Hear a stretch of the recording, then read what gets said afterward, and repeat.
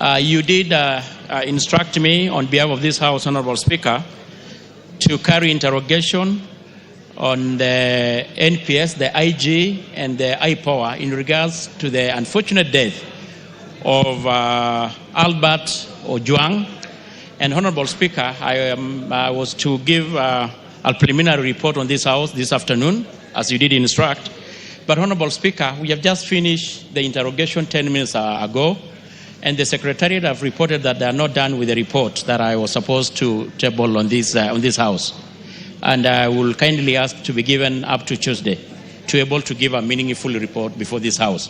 But having said this, Honorable Speaker, good news, Honorable Speaker, the IPOA had confirmed to the committee that they are ready to arrest 3 individuals in connection to the murder of Albert Ojwang, Honorable Speaker. Actually, as early as now. Go on, then call mover. Yeah, I've said, Honorable Speaker. You know, it's not you to guide me. Go on, Tongo, you done? I know, Honorable Speaker, your attention was, of course, disrupted. I've said we are done with the interrogation of IG and IPOA just 10 minutes ago, and the report is not much ready, but I'm happy to report that IPOA had confirmed to us that they are ready to arrest 3 individuals in connection to the murder, as early as actually today. They are even actually looking for IG to give them the police to do the arrest. Thank you. Indeed, I've also been following the proceedings from my chamber, and I know you finished barely 20 minutes ago. Your request is not unreasonable. We will give you to Tuesday. It will be the first issue that will come to the floor of the House. Yes, Deputy Speaker. Thank you, Honorable Speaker. I just wanted to commend the Committee of Internal Security and Administration for the professional manner in which they conducted the interrogation of the DCI and the Interior Ministry in relation to the death of Albert Ojwang. It was not a public gallery theater like that happened in the Senate. They were very clear and very focused and deliberate on ensuring that whatever questions were asked were leading to ensuring that they get justice for the family of Albert Ojwang. So I want to congratulate the committee for their professionalism. Thank you, Honorable Speaker. Members, you know today is a day for special business. The chairman of the committee has said, order. The chairman of the committee has said, and I see many members of that committee here because I was following the proceedings, that they just finished the interrogation of the security agencies, and he's told you what remedial action is taking place, and he'll bring a report on Tuesday to which I'll allow you to debate if you wish. Yes, Minority Leader. Mr. Speaker, thank you for your guidance, Mr. Speaker. Mr. Speaker, this is a very, very serious matter, and it is good that Parliament seized of it, Mr. Speaker, and we have faith in the Committee of National Security of Parliament, Mr. Speaker, to bring us a very detailed report on what happened, Mr. Speaker. Mr. Speaker, this is a young man who has lost his life in a very mysterious way, Mr. Speaker, and the family is grieving. But I want to add to it, Mr. Speaker, that let us not politicize this matter. Let us leave the investigative agencies to do their work and report to this House, Mr. Speaker, and report to the country, Mr. Speaker. When one of our colleagues here abducted himself, the police did a fantastic job. They told us what happened. So, Mr. Speaker, we expect a detailed report of that nature, Mr. Speaker, from the police soon as possible, Mr. Speaker. Because, Mr. Speaker, as people from the Fish Lake region, we are grieving, Mr. Speaker. We have lost a very young, prominent young boy, Mr. Speaker, who had a very bright future. But when I see people taking advantage of it politically, Mr. Speaker, I feel very sad, Mr. Speaker. So, Mr. Speaker, I am very happy that you directed the Committee of National Security to look into this matter. and also the police and the Independent Police Oversight Authority. Mr. Speaker, I want a report as soon as possible so that we know what happened to our son as people from the South Nyanza region, Mr. Speaker. So, Mr. Speaker, let us not politicize this matter. If you want politics, kill your son and go and mourn on your own, Mr. Speaker. Order, members. Let's not open this. Order. Order, members. I did direct in your full view the chair of the committee to expeditiously bring facts to the House, not rumors, facts. And I followed the proceedings. Members of that committee, I salute you.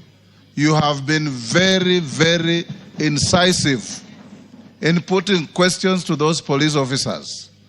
And I hope and believe that on Tuesday, Tongoyo, you bring a comprehensive report, and any one of you who wants to comment, who has material to add, I'll give you an opportunity.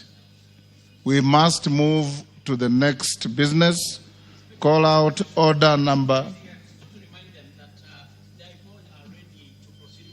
You have already said that. Yes. Go to order number 8. Order number 8, motion. Report of the Committee of the Whole House on the Culture Bill, National Assembly Bills number 12 of 2024. Question to be put on that reading.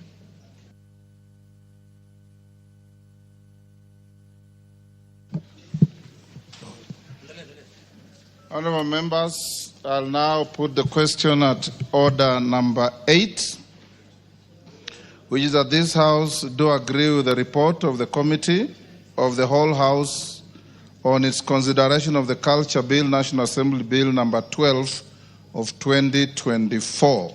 Mover. Honorable Speaker, sir, I beg.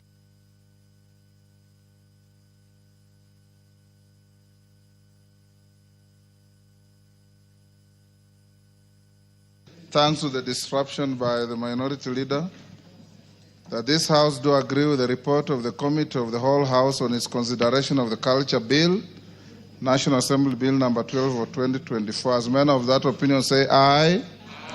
Will those of the contrary opinion say nay? The ayes have it.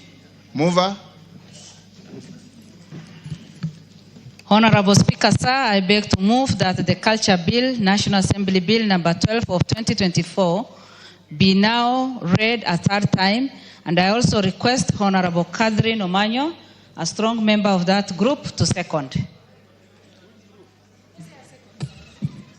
I second fully because I was involved from A to Z. I beg to second. Honourable members,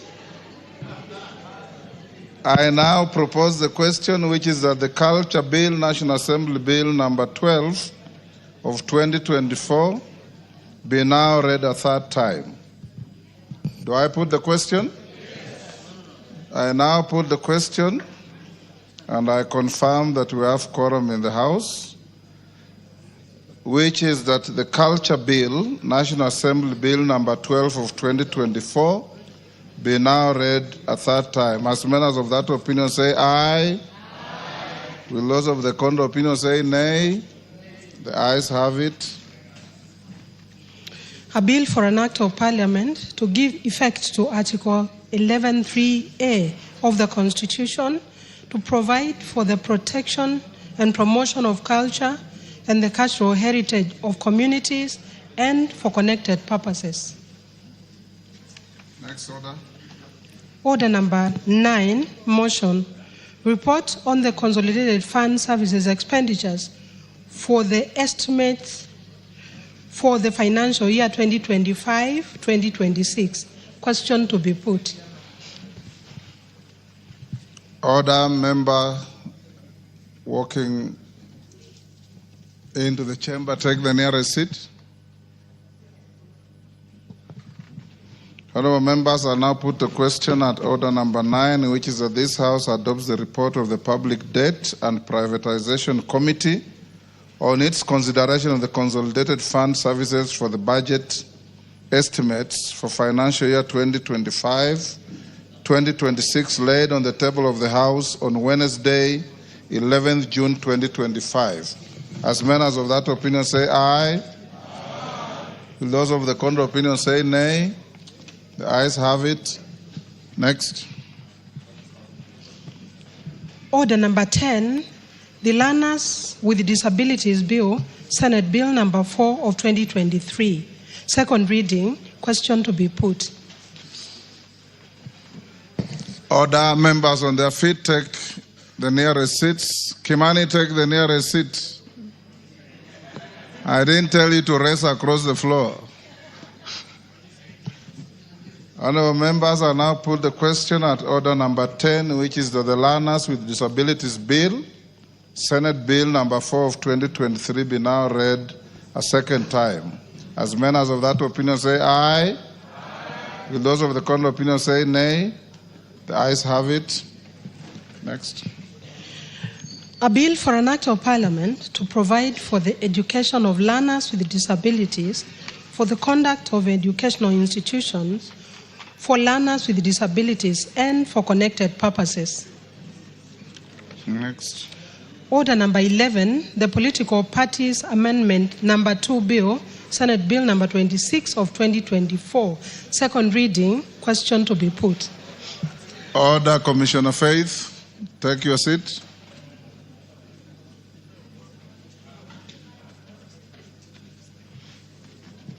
I'll now put the question at order number 11, which is the Political Parties Amendment number 2 Bill, Senate Bill number 26 of 2024, be now read a second time.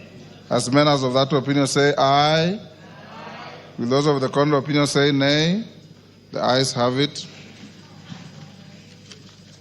A bill for an act of parliament to amend the Political Parties Act, Cap 7D, and for connected purposes.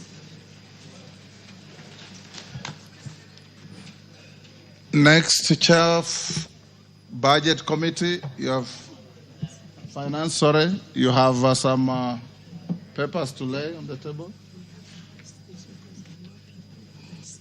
Honorable Speaker, I beg to lay the following paper on the table of the House today, Thursday, the 12th of June 2025. A report on the Departmental Committee on Finance and National Planning on its consideration of the Finance Bill, National Assembly Bill number 19 of 2025.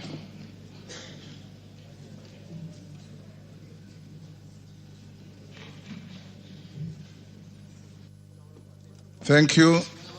Yes, Minority Leader. Mr. Speaker, the report on the finance bill has been tabled just a few seconds ago, Mr. Speaker. Correct. And once it is tabled, Mr. Speaker, it becomes a public document. Mr. Speaker, we want to urge the citizenry, together with members of our colleagues, to read the report, because there are 3-4 versions of finance bills in the country, Mr. Speaker, and everybody is talking about his own finance bill. Some will tell you bread is being taxed, others will tell you shoes are being taxed, others will tell you oxygen is being taxed.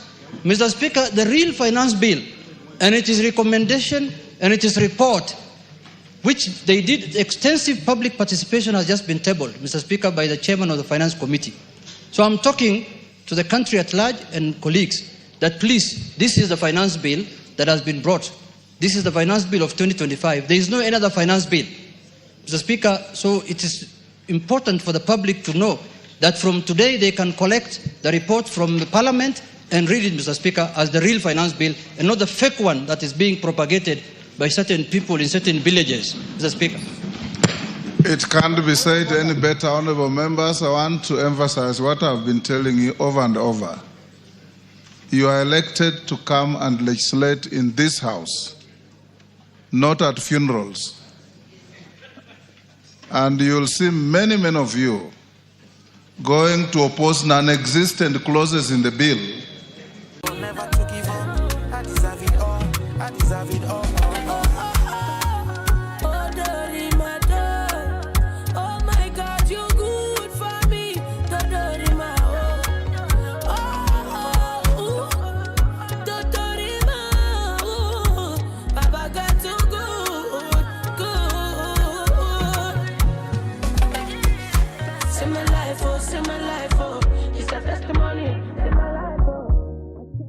the CS for Treasury comes here. You know, we have two major issues that as members of parliament we are still, waiting to get a solution to. One of them is the issue of CDF funds for this financial year. And the other issue is a decision made by a court on a matter of RMLF. It would have been important for us to get an answer so that we can be comfortable listening to the PS. Otherwise, we'll be seated here feeling bitter and listening to the PS, the CS giving us a story. So, Mr. Speaker, I don't know, is there a way we can get a response from the chair of NGCDF and also the chair of BSC on those two matters? Thank you, Mr. Speaker. Honorable Robert Mbui, you have a legitimate concern, but I want to also advise you that 10 minutes before I came to the chamber, your colleagues from both sides of the House, numbering close to 100, walked to the Speaker's chamber with exactly the same concerns. And I did explain to them in very clear terms and details. And we reached an understanding that the worries that you have, since you are not in the meeting, are neither here nor there. We are okay, and you'll be okay. And if you want to order Honorable Naika, it's out of order to do what you are doing, and you are a senior in this house. So, Robert, I know the concerns are legitimate, and the process we are taking are equally satisfactory.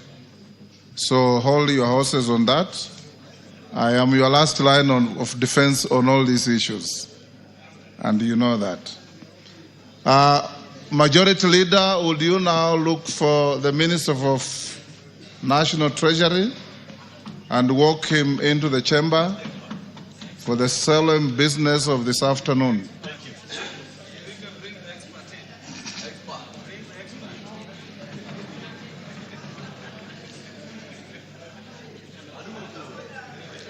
Yes, Rosa Buyu, what is the point of order?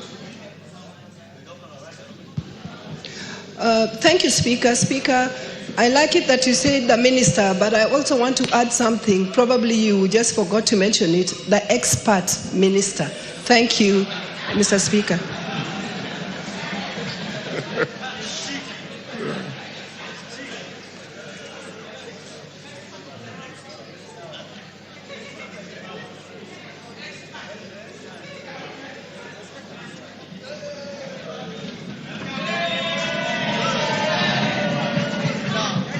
Minister, take your seat.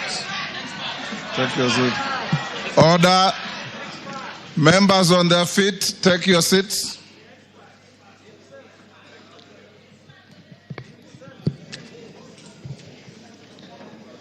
Honorable members, I have a short communication. Honorable members, Section 40 of the Public Finance Management Act, Cap 412A, and the Standing Order 244C. Who is the member with his phone?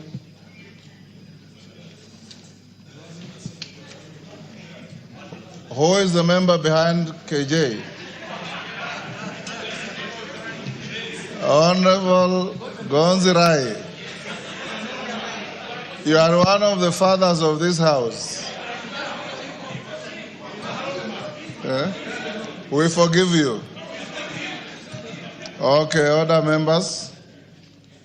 Section 40 of the Public Finance Management Act, Cap 412A, and Standing Order 244C require the Cabinet Secretary for the National Treasury and Economic Planning to make a public pronouncement on the budget policy highlights and revenue-raising measures for the national government each financial year. Pursuant to the said provisions, I will shortly interrupt the business of the House to allow the Cabinet Secretary for the National Treasury and Economic Planning to make a public pronouncement on the budget highlights and revenue-raising measures for the national government for the year 2025, 2026, and the medium term. In accordance with the standing orders, I have also designated a suitable place in the chamber for that purpose.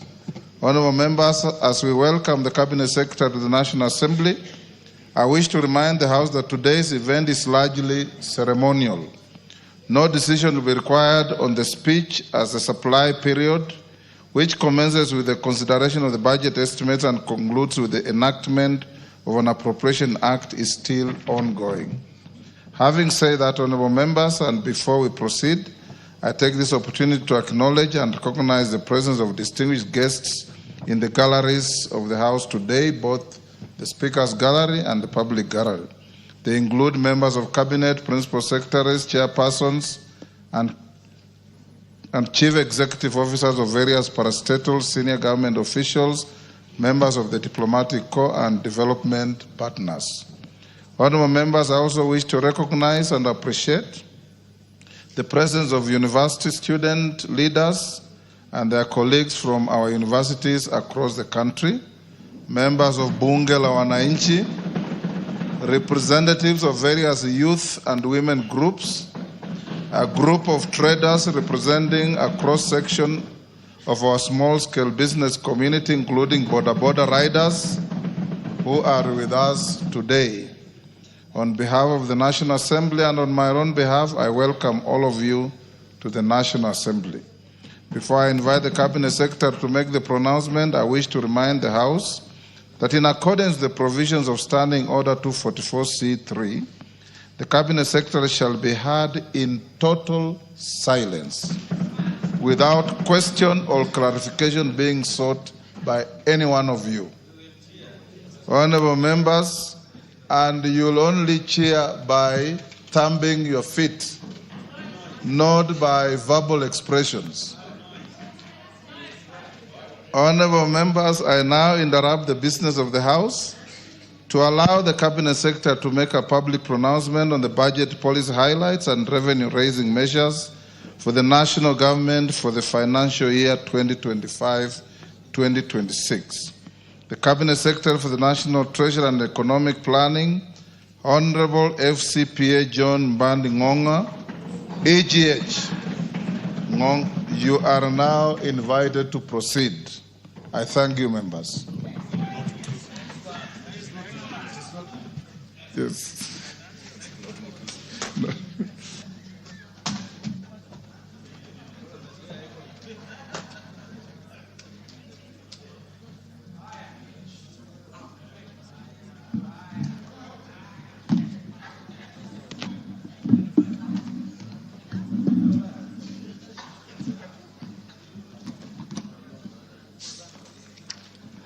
Thank you, Mr. Speaker, and honorable members of the National Assembly.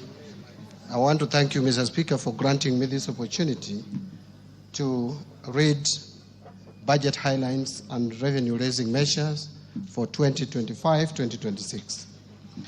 Mr. Speaker, it is with great honor and privilege that I present to this esteemed House and the people of Kenya the budget statement for the financial year 2025-2026 budget. I make this statement in compliance with Section 40 of the Public Finance Management Act, Cap 412A, and the Standing Order number 241 of the National Assembly. Mr. Speaker, these legal provisions give life to the building constitutional requirements of good governance to which the President and certainly the National Treasury and Economic Planning remain fully committed to.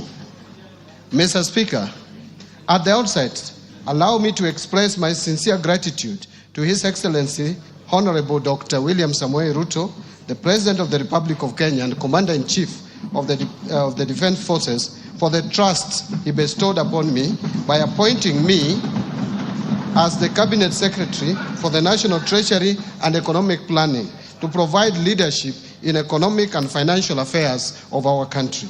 I remain mindful of the aspirations and high expectations of the Kenyan people as I serve in this office.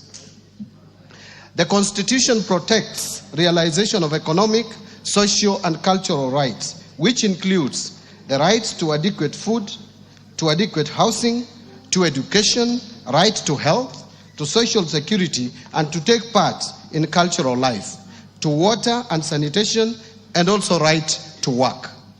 This budget, Mr. Speaker, speaks to these rights and reaffirms the priority policies and strategies aimed at stimulating economic recovery articulated in the bottom-up economic transformation agenda, otherwise known as BETTER, while highlighting the achievements over the past 2.5 years in enhancing the livelihoods of Kenyans. At its core, BETTER has adopted a value chain approach, focusing on strategic investment in areas that generate the highest impact, particularly in job creation and income generation at the grassroots level. Mr. Speaker, significant successes have been achieved through targeted intervention and structural reforms. These measures have laid a solid foundation for economic recovery and set us on a path towards long-term growth and stability. Mr. Speaker, let me mention just a few achievements under BETTER. First, the Kenyan economy has remained resilient and registered an average growth of 5.2% for the period between 2023 and 2024, outpacing both global growth of 3.3% and 3.8% for the sub-Saharan African region over the same period. Other macroeconomic fundamentals such as inflation and exchange rates have strongly rebounded and are projected to remain stable. Second, the government has rolled out fertilizer and seed subsidies to farmers across the country, and that has boosted production in key food value chains and revived underperforming or collapsed export crops such as pyrethrum. Since February 2024, Mr. Speaker, a total of 6.5 million registered farmers have benefited from the fertilizer subsidy program. And as a result of these initiatives, the cost of fertilizer has declined by 67% from Kenya shillings 7,500 in 2022 to 2,500 in 2025. While maize production has increased by 38.9% from 61.7 million bags in 2022 to 85.7 million bags in 2024. This is a clear demonstration of the positive impact of our agricultural reforms towards food security and improved household income. Third, to support livelihoods and small businesses, the government has disbursed loans amounting to over 75 billion by the end of May 2025 through the Financial Inclusion Fund, popularly known as the Hustler Fund. This initiative has provided access to affordable credit to over 26 million customers with a strong base of 9 million repeat borrowers and a repayment rate of 79%. A total of 4.5 million borrowers are eligible to be graduated to the mainstream financing institutions. And to build a culture of savings for the future, the fund has also successfully mobilized 4.5 billion in savings from its beneficiaries. Fourth, to enhance the attainment of universal health coverage, the government has expanded social health insurance. And as of May 2025, more than 22 million Kenyans were registered with the Social Health Authority, what we call SHA, representing a remarkable 175% increase in membership compared to the 8 million previously enrolled under the defunct National Hospital Insurance Fund, NHIF. This marks a major milestone, Mr. Speaker, in our health sector reforms and brings us closer to our goal of equitable, affordable, and accessible health care for all. Fifth, in fulfillment of the commitment to deepen home ownership and close the housing gap, the government has facilitated the construction of affordable housing units across the country. Since September 2022, 2,379 affordable housing units have been completed across 4 counties, with another 11,000 units in the last stages of completion. The units have been advertised for sale to the public through the Bomayangu platform. And in addition, there are 148,465 units under active construction across the remaining 43 counties. As part of the program, the government is also supporting the development of institutional housing for the uniformed services and students. Mr. Speaker and honorable members, these efforts have created over 250,000 direct and indirect jobs for Kenyans. In addition, over 11 billion has been ring-fenced for Juakali and MSMEs to support local fabrication of steel doors, windows, and other construction materials. Sixth, to drive digital transformation and inclusion, the government has expanded last-mile fiber optic connectivity to 13,590 kilometers in 2025, up from 8,900 kilometers in 2022, an increase of 53%.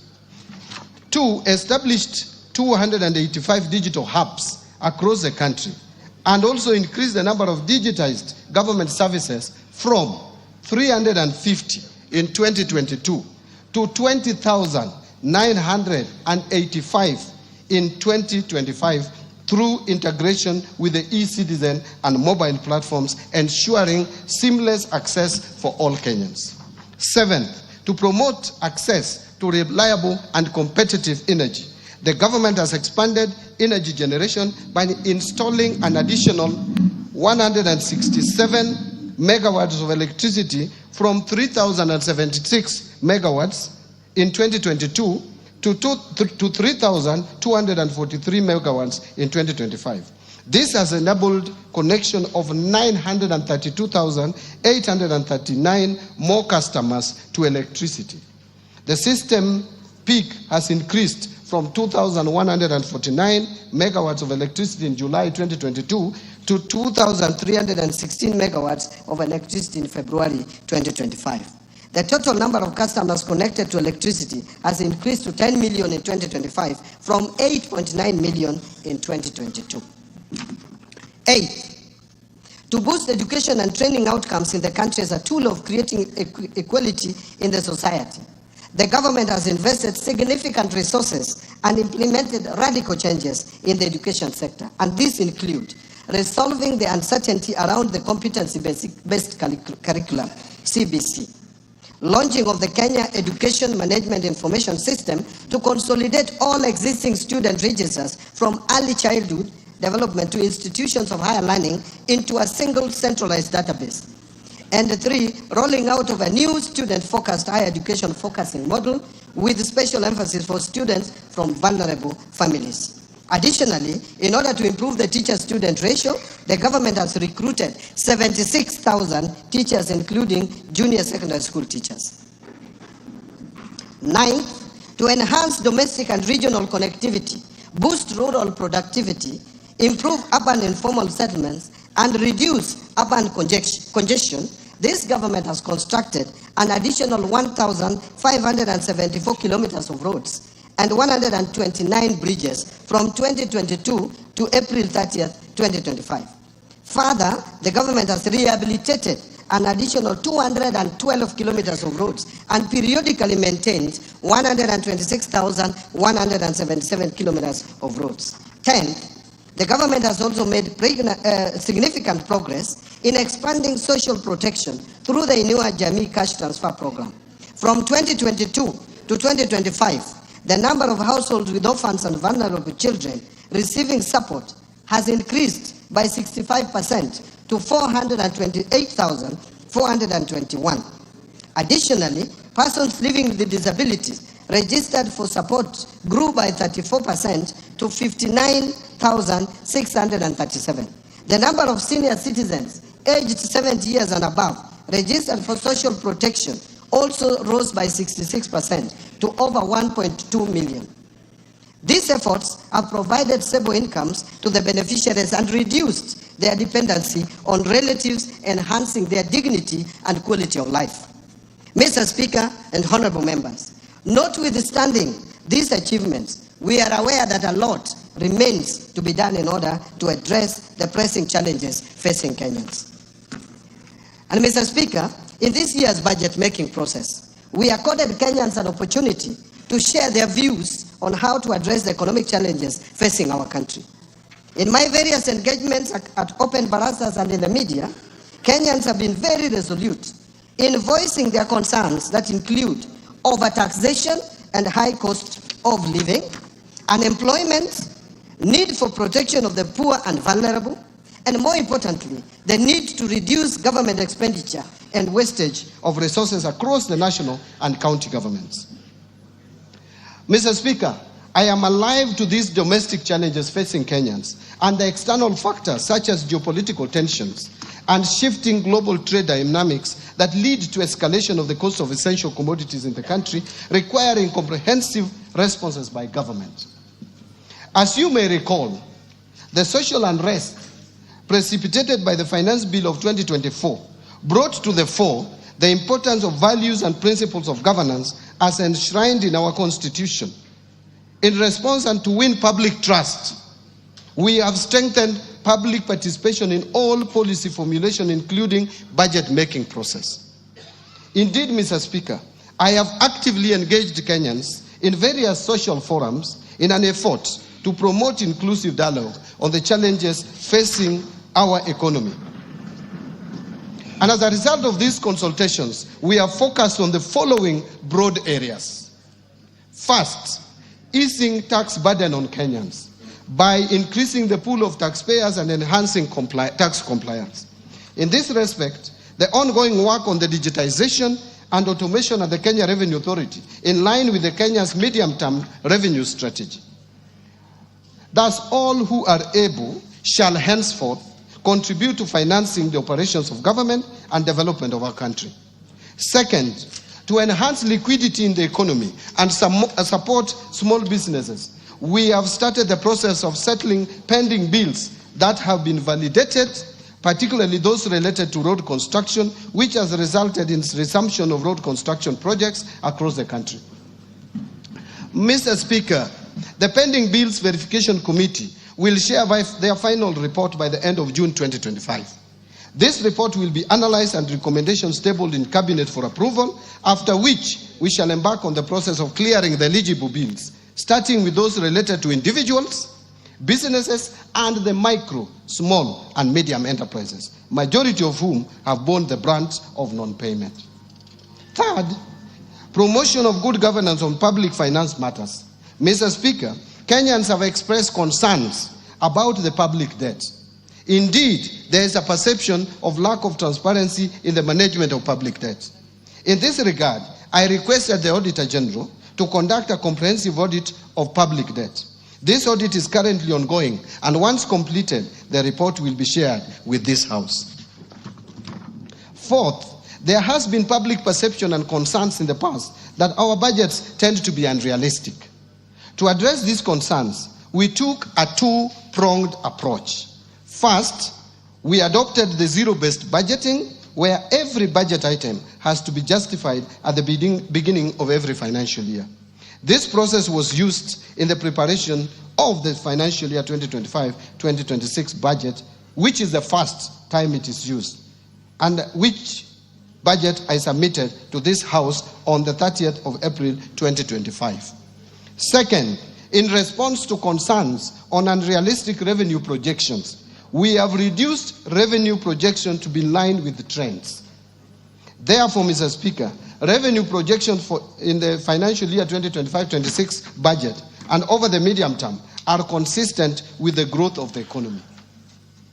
Fifth, Mr. Speaker, in order to improve governance in the public procurement process, I launched the e-procurement system on April 7, 2025, and beginning of 1st July 2025, all procurement by ministries, departments, and agencies will be done through the e-procurement system without any exception. This will reduce the opaqueness and save government resources, estimated at 10% of procurable budgets. Sixth, we have taken deliberate efforts to enhance transparency and promote inclusive policy making and deepen public understanding of government economic priorities. We have not only intensified media engagement through the TV stations and radios, but have also engaged the public in open places like Jivanji Garden, Bunge la Mwananchi, and Mombasa County, where we held a meeting at Swahili Port Amphitheatre. Similar engagements have taken place in other locations in Nairobi, Mombasa, Eldoret, and Nyeri, thereby providing valuable insights and lessons which have been taken into consideration while preparing this budget. Seventh, Mr. Speaker, in order to create additional jobs for the youth, the government has begun rolling out Climate Works, a nationwide program that will engage over 110,000 youth across all 47 counties. The program started last year in Nairobi's informal settlements and has been a great success. Now it is being expanded to the rest of the country. Climate Works is designed as a social support program that gives young people paid work to improve their communities. The youth will help build roads, plant trees, and clean up the environment in their neighborhoods.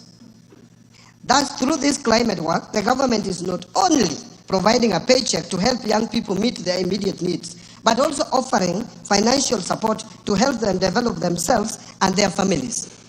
Indeed, the program enables them to save money and prepare for their next steps, including starting businesses, continuing their education, or finding long-term jobs. I encourage all our youth to register ahead of the registration deadline. Today, Mr. Speaker, having heard Kenyans loud and clear, we have accommodated their diverse concerns in the financial year 2025-2026 budget. And in this regard, this budget provides highlights of the measures the government has taken to stimulate economic recovery, strengthen macroeconomic stability, and enhance resilience of our economy. Mr. Speaker, achieving these strategic objectives will require that we pull in the same direction. It is in this context that His Excellency the President has urged us to put our differences aside, build bridges, and focus on implementation of strategic interventions for a better Kenya. Mr. Speaker, in this respect, the theme for this year's budget is stimulating sustainable economic recovery for improved livelihoods, job creation, and business and industrial prosperity in line with better. That is bottom-up economic transformation agenda. That is the theme. Mr. Speaker, as we move forward in the implementation of the government's agenda, we are also conscious of the fiscal constraints that demand our collective attention and thoughtful action. 1. Rising demands for increased public spending, which could lead to either higher debt or the need to raise taxes, both of which require careful consideration and balanced decision-making given current public concerns. 2, we face constraints on account of public debt accumulation. Progressively, our debt carrying capacity has narrowed.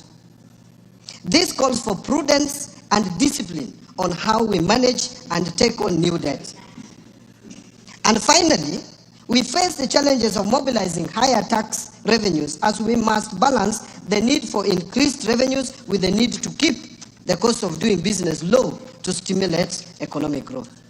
Mr. Speaker, honorable members, these constraints are interlinked, and addressing them effectively requires strategic planning, fiscal discipline, and a commitment to long-term sustainability. In this regard, this budget will continue to implement a fiscal consolidation plan designed towards slowing down the growth of public debt while protecting service delivery to our citizens.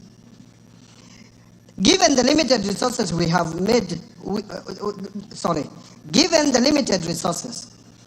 made tough choices by curtailing funding to lower priority areas. This has allowed us to redirect our scarce resources towards the better core pillars and enablers, accelerating outcomes for citizens while maintaining pro-poor spending in health, education, and vulnerable groups. Mr. Speaker, the rest of my statement will present the economic context around which this budget is prepared, policy priorities and structural reforms under better, the proposed resource allocations as well as revenue-raising measures that the government will implement in the financial year 2025-2026 budget. And therefore, let me start with economic policy context. And I will first speak to the global context. Mr. Speaker, 2025-2026 budget has been prepared in the context of heightened uncertainty due to recent tariff wars and the intensification of geopolitical tensions, which continue to pose significant risks to global economies. In this regard and respect, global economic growth is expected to slow from 3.3% in 2024 to 2.8% in 2025, and finally to 3% in 2026. Now, let me come to the domestic economy. Mr. Speaker and honorable members, on the domestic front, the economy has remained resilient, as I stated earlier, recording an average growth rate of 5.2% for the years 2023 and 2024. This performance is higher than the global average of 3.3% and also higher than the sub-Saharan African region average of 3.8% over the same period. This strong growth reflects the impact of sound and deliberate policies, as well as the resilience of our well-diversified economy. These factors have enabled us to withstand significant domestic and external shocks while maintaining a steady path of progress. In 2024, the economy grew by 4.7%, supported by positive growth in all sectors except construction and mining. This growth was lower compared to 5.7% in 2023, mainly due to adverse effects of floods in the second quarter and the anti-finance bill protests in the third quarter of 2024 that disrupted economic activities. In fact, our economy closed down for about 3 months. Mr. Speaker, the government's policy interventions have strengthened the macroeconomic indicators as reflected in the following achievements.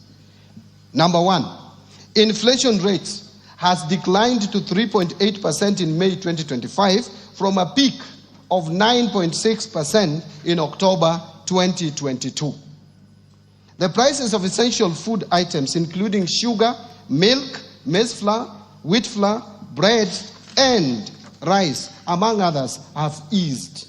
For example, the price of 2 kilograms of sifted maize flour has declined to 156.9 shillings in May 2025 from Kenya shillings 177.7 in October 2022.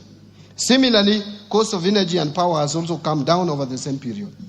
Second, in response to the decline in inflation, the Central Bank of Kenya has gradually eased monetary policy, lowering the central bank rate from 13% in August 2024 to 9.75% in June 2025. With the easing of monetary policy stance, interest rates have been declining.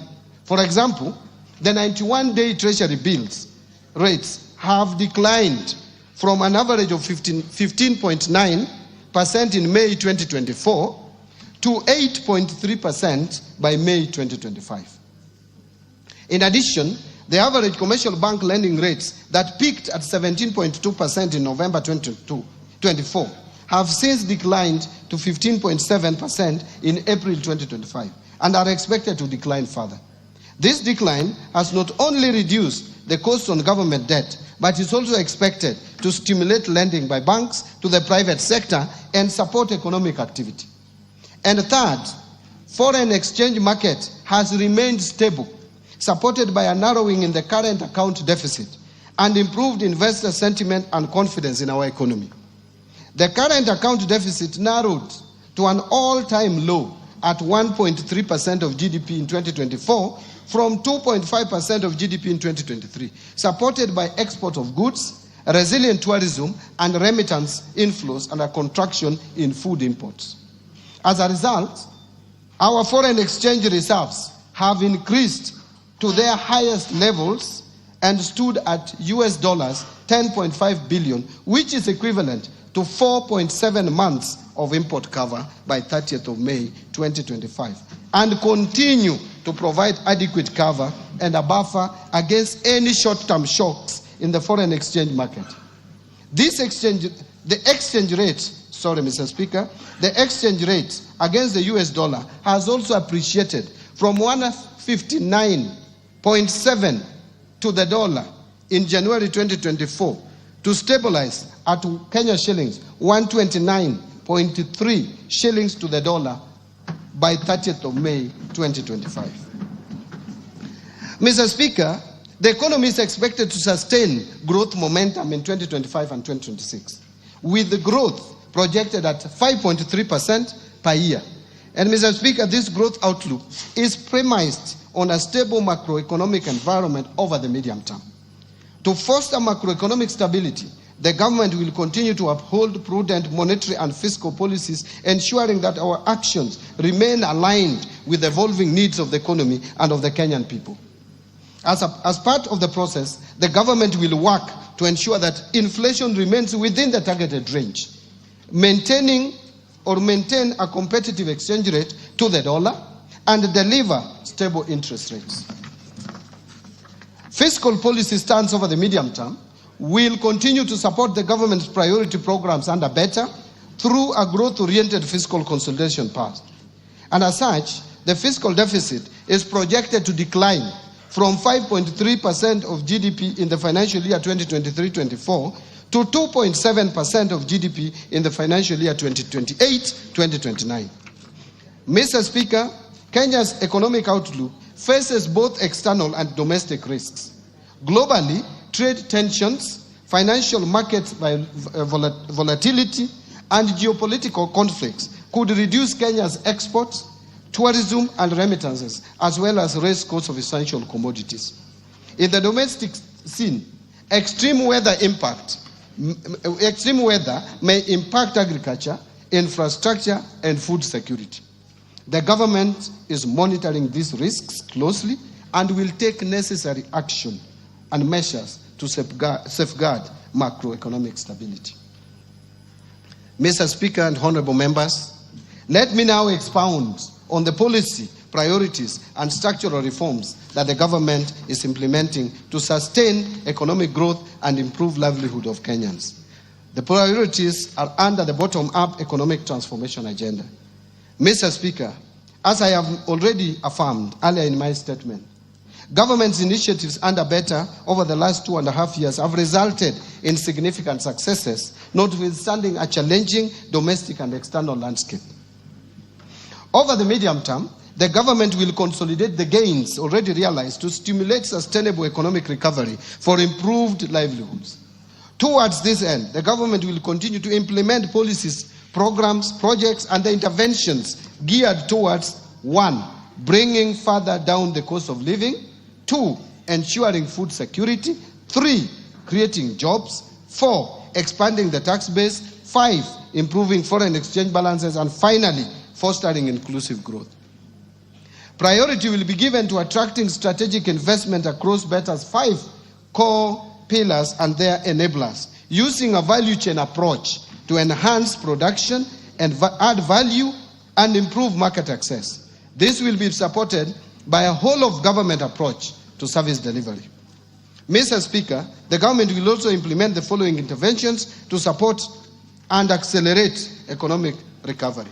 First, continue to uphold macroeconomic stability and strengthen security to ensure a safe and supportive business environment. Second, accelerate the development of key infrastructure, including roads, railway, energy, and water systems to lower the cost of doing business and ease the movement of the people and goods.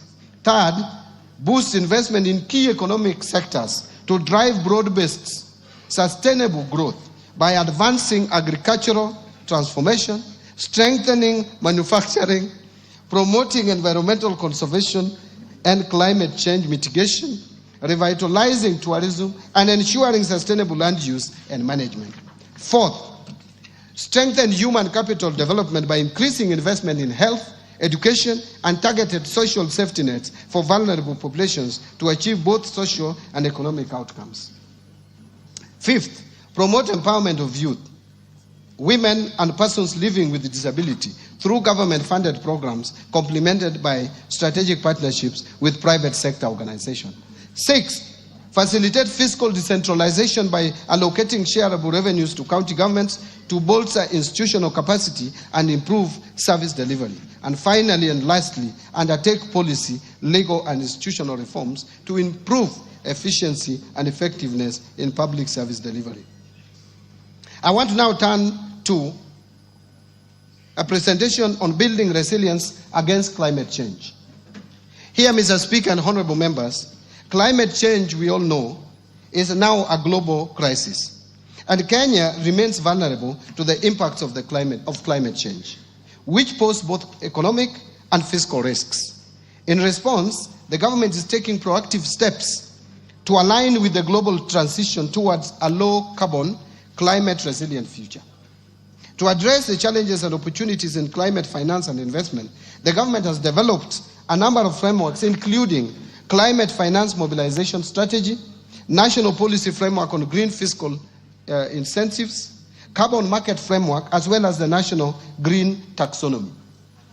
To diversify our financing sources, address budget deficits, and fund social and environmental sustainability projects, the government is developing a sustainability-linked bond framework that will allow the issuance of a bond. We reaffirm our dedication to protecting our environment, safeguarding livelihoods, and building a climate-resilient Kenya for current and future generations. Mr. Speaker, as a country, we continue to experience challenges of disaster occurrences, mainly due to weather variability and climate change. These pose significant fiscal disruptions, while at the same time affecting lives and livelihoods of millions of Kenyans. Mr. Speaker, in order to have a financing framework to manage disaster risks, the government is finalizing the development of the Public Finance Management Disaster Risk Management Fund regulations of 2025. The regulations seek to establish a dedicated fund for addressing 4 cycles of disaster risk management, namely preparedness, mitigation, response, and recovery. Allow me now to turn to policy and legal institutional reforms. Mr. Speaker, recognizing that sustainable economic recovery depends on the timely implementation of effective policy, legal, and institutional reforms, the government is implementing the following interventions to enhance the business environment, improve efficiency in public service delivery, and bolster accountability and transparency in the management of public finances. Number 1, public procurement reforms. Mr. Speaker, to streamline public procurement, we developed the Public Procurement and Assets Disposal Amendment Bill of 2024, which is currently in Parliament for enactment. The bill seeks to enhance transparency and accountability, strengthen the role of the regulator to enforce standards, compliance, and sanctions for non-compliant procuring entities, promote the use of local content, and align with international best practices. I urge the honorable members to fast-track this enactment. Its enactment. Mr. Speaker, in order to fully automate public procurement and asset disposal processes, I launched the end-to-end e-government procurement system in April 2025. The e-government procurement system is a complete departure from the manual processes, and will lead to increased bidder participation, enhance efficiency in processing of procurement requests, and increased authenticity of procurement documents through integration with various government systems. Mr. Speaker, the rollout of the e-procurement system is scheduled for July 2025.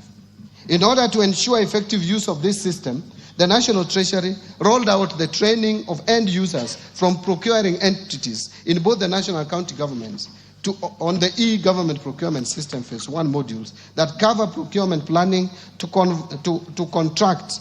contract management. We have since trained suppliers, and to date 400 e-government procurement system end users comprising public finance management staff and suppliers from both the national and county governments have been trained in readiness for full rollout in July 2025. Next, I want to speak to restraining growth of public sector wage bill, which has been of serious concern. Mr. Speaker, the government continues to implement measures aimed at reducing the ratio of the government wage bill as a share of tax revenue, with a view to free much-needed resources for priority social and development spending. The government will implement the following initiatives to control the wage bill. First, the government will fully implement the Unified Human Resource Management System across all public sector entities by July 2025. This initiative is part of broader efforts to enhance public sector efficiency improve management of wage bill, and ensure the effective utilization of public funds. Second, the Salaries and Remuneration Commission continues to sustainably reduce the number of allowances in public service through a phased approach aimed at streamlining allowances to improve transparency, accountability, equity, and fairness, thereby ensuring total public compensation bill is affordable and fiscally sustainable. To this end, the Salaries and Remuneration Commission will progressively review allowances and benefits in the future collective bargaining agreements, aligning them to the allowances policy guidelines for the public service. Allow me now to turn to state corporation reforms. Mr. Speaker and honorable members, state corporations are a major source of fiscal risks to public finances due to management and operational inefficiencies. An assessment conducted by the National Treasury to determine viability of state corporations identified critical gaps and vulnerabilities. Mr. Speaker, to address the vulnerabilities, the Cabinet in January 2025 approved reforms to streamline state corporations and enhance governance and accountability of the corporations. The reforms target to address operational and financial inefficiencies, enhance service delivery, and reduce over-reliance on exchequer support by state corporations. The approved reforms include the following. First, merger of 42 state corporations into 20 entities to improve operational efficiency and eliminate redundancy, as some have duplicating and or overlapping mandates. Second, dissolution of 25 state corporations and their functions transferred back to their parent ministries or other state corporations. Third, restructuring 6 state corporations to align their mandates for improved performances. Fourth, declassification of 4 public funds currently categorized as state corporations and transferring their functions back to the relevant ministries. And fifth, declassification of 13 professional bodies currently categorized as state corporations to private entities with no exchequer budget. Mr. Speaker,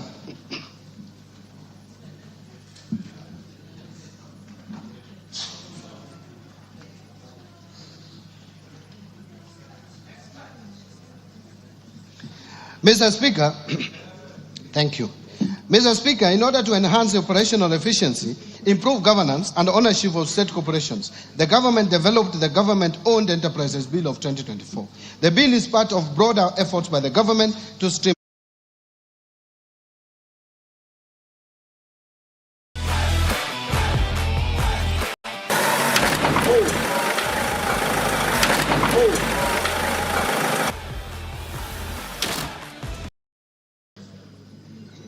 I urge honorable members to favorably consider the bill to enable its enactment.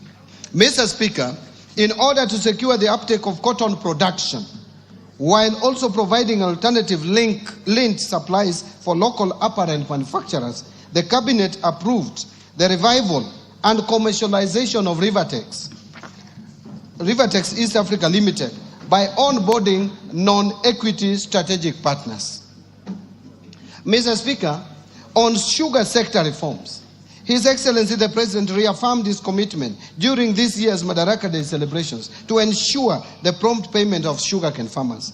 The government has also taken practical steps to deliver its promise to modernize the mills and transform these once struggling factories into productive, sustainable enterprises.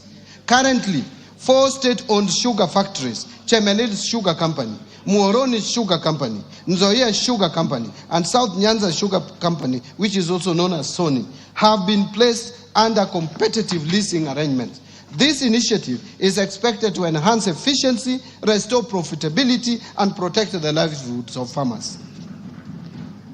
Let me now turn to pending bills. Mr. Speaker, the government remains committed to resolving the long-standing issues of pending bills dating back to 2005 as part of broader efforts to strengthen public financial management and restore confidence in government processes. In this respect, the Pending Bills Verification Committee that was appointed in September 2023 is currently finalizing its report for submission by end of this month. Since its inauguration, the the committee received a total of 65,625 pending bills claims valued at over 571.6 billion.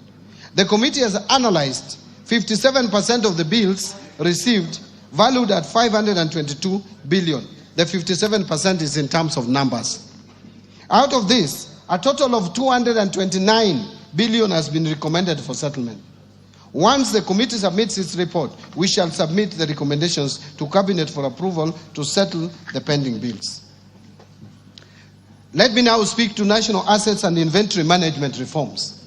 Mr. Speaker, in order to promote prudent management of public assets and liabilities, the National Treasury digitized assets in the assets and inventory management modules in the IFMIS for use by both national government and county governments. Already, 52 state departments have gone live on the IFMIS asset module and are at various stages of uploading their registers for 6 asset categories, namely land, building, motor vehicles, ICT equipment, office equipment, and furniture and fittings. In addition, a roadmap is in place to roll out the module to the county government, and this reform will enable accounting officers have visibility of all assets and inventory under their control and facilitate optimal assets utilization. Mr. Speaker and honorable members, to enhance the management and utilization of public assets, the government is developing a policy on public sector asset valuation. The policy will support accurate financial reporting, strengthen fiscal discipline, and inform evidence-based public investment decisions. In addition, the government will develop framework to facilitate identification of public sector assets, and this will ensure accuracy and completeness of assets register, which are critical for transition to accrual basis of accounting. On financial sector reforms, Mr. Speaker, the banking sector has remained stable and resilient with a strong asset base, which grew by 1.5% from 7.6 trillion in April 2024 to 7.7 trillion in April 2025. To anchor the banking sector to continue playing its role in Kenya's socio-economic transformation, various reforms have been implemented, which include, first, the Central Bank of Kenya lifted the moratorium on licensing of new commercial banks in Kenya in April 2025. This is expected to attract foreign direct investment in the sector, resulting in competition and consequently reduced lending rates. Second, to promote the greening of banking sector, Central Bank of Kenya in April 2025 issued the Kenya Green Finance Taxonomy and the Climate Risk Disclosure Framework for implementation by the sector. The Kenya Green Finance Taxonomy is a tool to classify whether particular economic activities are green or environmentally sustainable and promote the transition to a low carbon economy. The Climate Risk Disclosure Framework is aimed at enabling banks to integrate climate-related risks into their governance, strategy, risk management, and disclosure frameworks. It is also intended to enable banks to leverage on business opportunities from efforts to mitigate and adapt to climate change. And third, issuance of guidelines on global liquidity standards and leverage ratios. The Central Bank of Kenya in April 2025 issued guidelines on liquidity coverage ratio, net stable funding ratio, and leverage ratio for the banking sector. These guidelines will enhance the banking sector's liquidity and capital frameworks to promote greater financial stability and resilience, thereby ensuring that banks have the ability to withstand unexpected shocks, maintain stable funding, and manage their risk profiles effectively. Mr. Speaker, the Central Bank of Kenya, in collaboration with the National Treasury and other stakeholders, are developing the National Financial Inclusion Strategy for the period covering 2025 to 2028. The strategy provides a consolidated framework for advancing financial inclusion agenda to meet the needs of all Kenyans through deepening access and usage of financial services, enhancing quality of affordable financial products that meet consumer demands.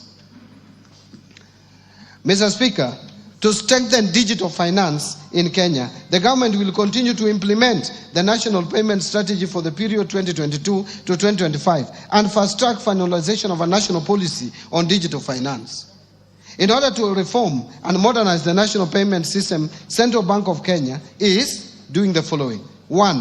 undertaking a comprehensive review of the national payment system legal and regulatory framework. 2, implementing a fast payment system that seeks to address persistent challenges in interoperability, affordability, and the high cost of digital transaction. And 3rd, effective 1st July 2025, the Kenya Electronic Payment and Settlement System will transition to a 24/7 settlement capability. This will support round-the-clock trade, enable faster clearing of government payments, facilitate real-time business-to-business transactions, and provide greater flexibility for consumers and financial institutions. Mr. Speaker, following the grey listing of the Republic of Kenya by the Financial Action Task Force in February 2024, the government has continuously addressed the technical deficiencies identified in Kenya's Mutual Evaluation Report, which was published by Eastern and Southern Africa Anti-Money Laundering Group in September 2024. Mr. Speaker, as you are aware, one of the technical deficiencies identified in the Kenya's Mutual Evaluation Report was lack of a policy and regulatory framework to the virtual assets and virtual assets service providers. In order to regulate this sector, the government has developed the Virtual Asset Service Providers Bill 2025, which is currently before Parliament. Again, I urge honorable members to fast-track its enactment. On capital markets development, to further deepen the capital markets, the government continues to review the legal and regulatory framework to address emerging issues in the sector. In particular, the government overhauled the public officer regulations and collective investment schemes regulations to spur uptake of products while ensuring that investors are protected. The government has also approved new regulatory frameworks to support credit ratings and alternative investment funds, which have attracted a lot of interest from investors. Further, the government is in the process of reviewing the regulatory frameworks for licensing, margin trading, conduct of business for market intermediaries, and mergers, acquisitions, and takeovers. Once in place, these regulations will reinvigorate capital markets activity and make our capital markets more facilitative and efficient. Mr. Speaker, to diversify the government sources of financing, a Sukuk bond has been issued while other Sharia-compliant products are in the pipeline. The first Sukuk bond raised 3.2 billion, which has been effectively deployed in the affordable housing program and pension reforms. Mr. Speaker, in the Tax Laws Act, Mr. Speaker, now I turn to the pension reforms. Mr. Speaker, in the Tax Laws Amendment Act 2024, we introduced a number of incentives aimed at increasing disposable income to our senior citizens once they retire. And I thank this Honorable House for passing this Tax Laws Amendment Bill in December.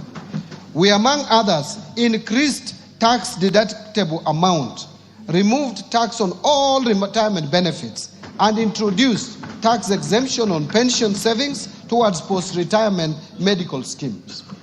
Mr. Speaker, despite the reforms introduced in this sector, benefit adequacy remains a persistent challenge. Many retirees still find their pensions insufficient to meet their basic needs.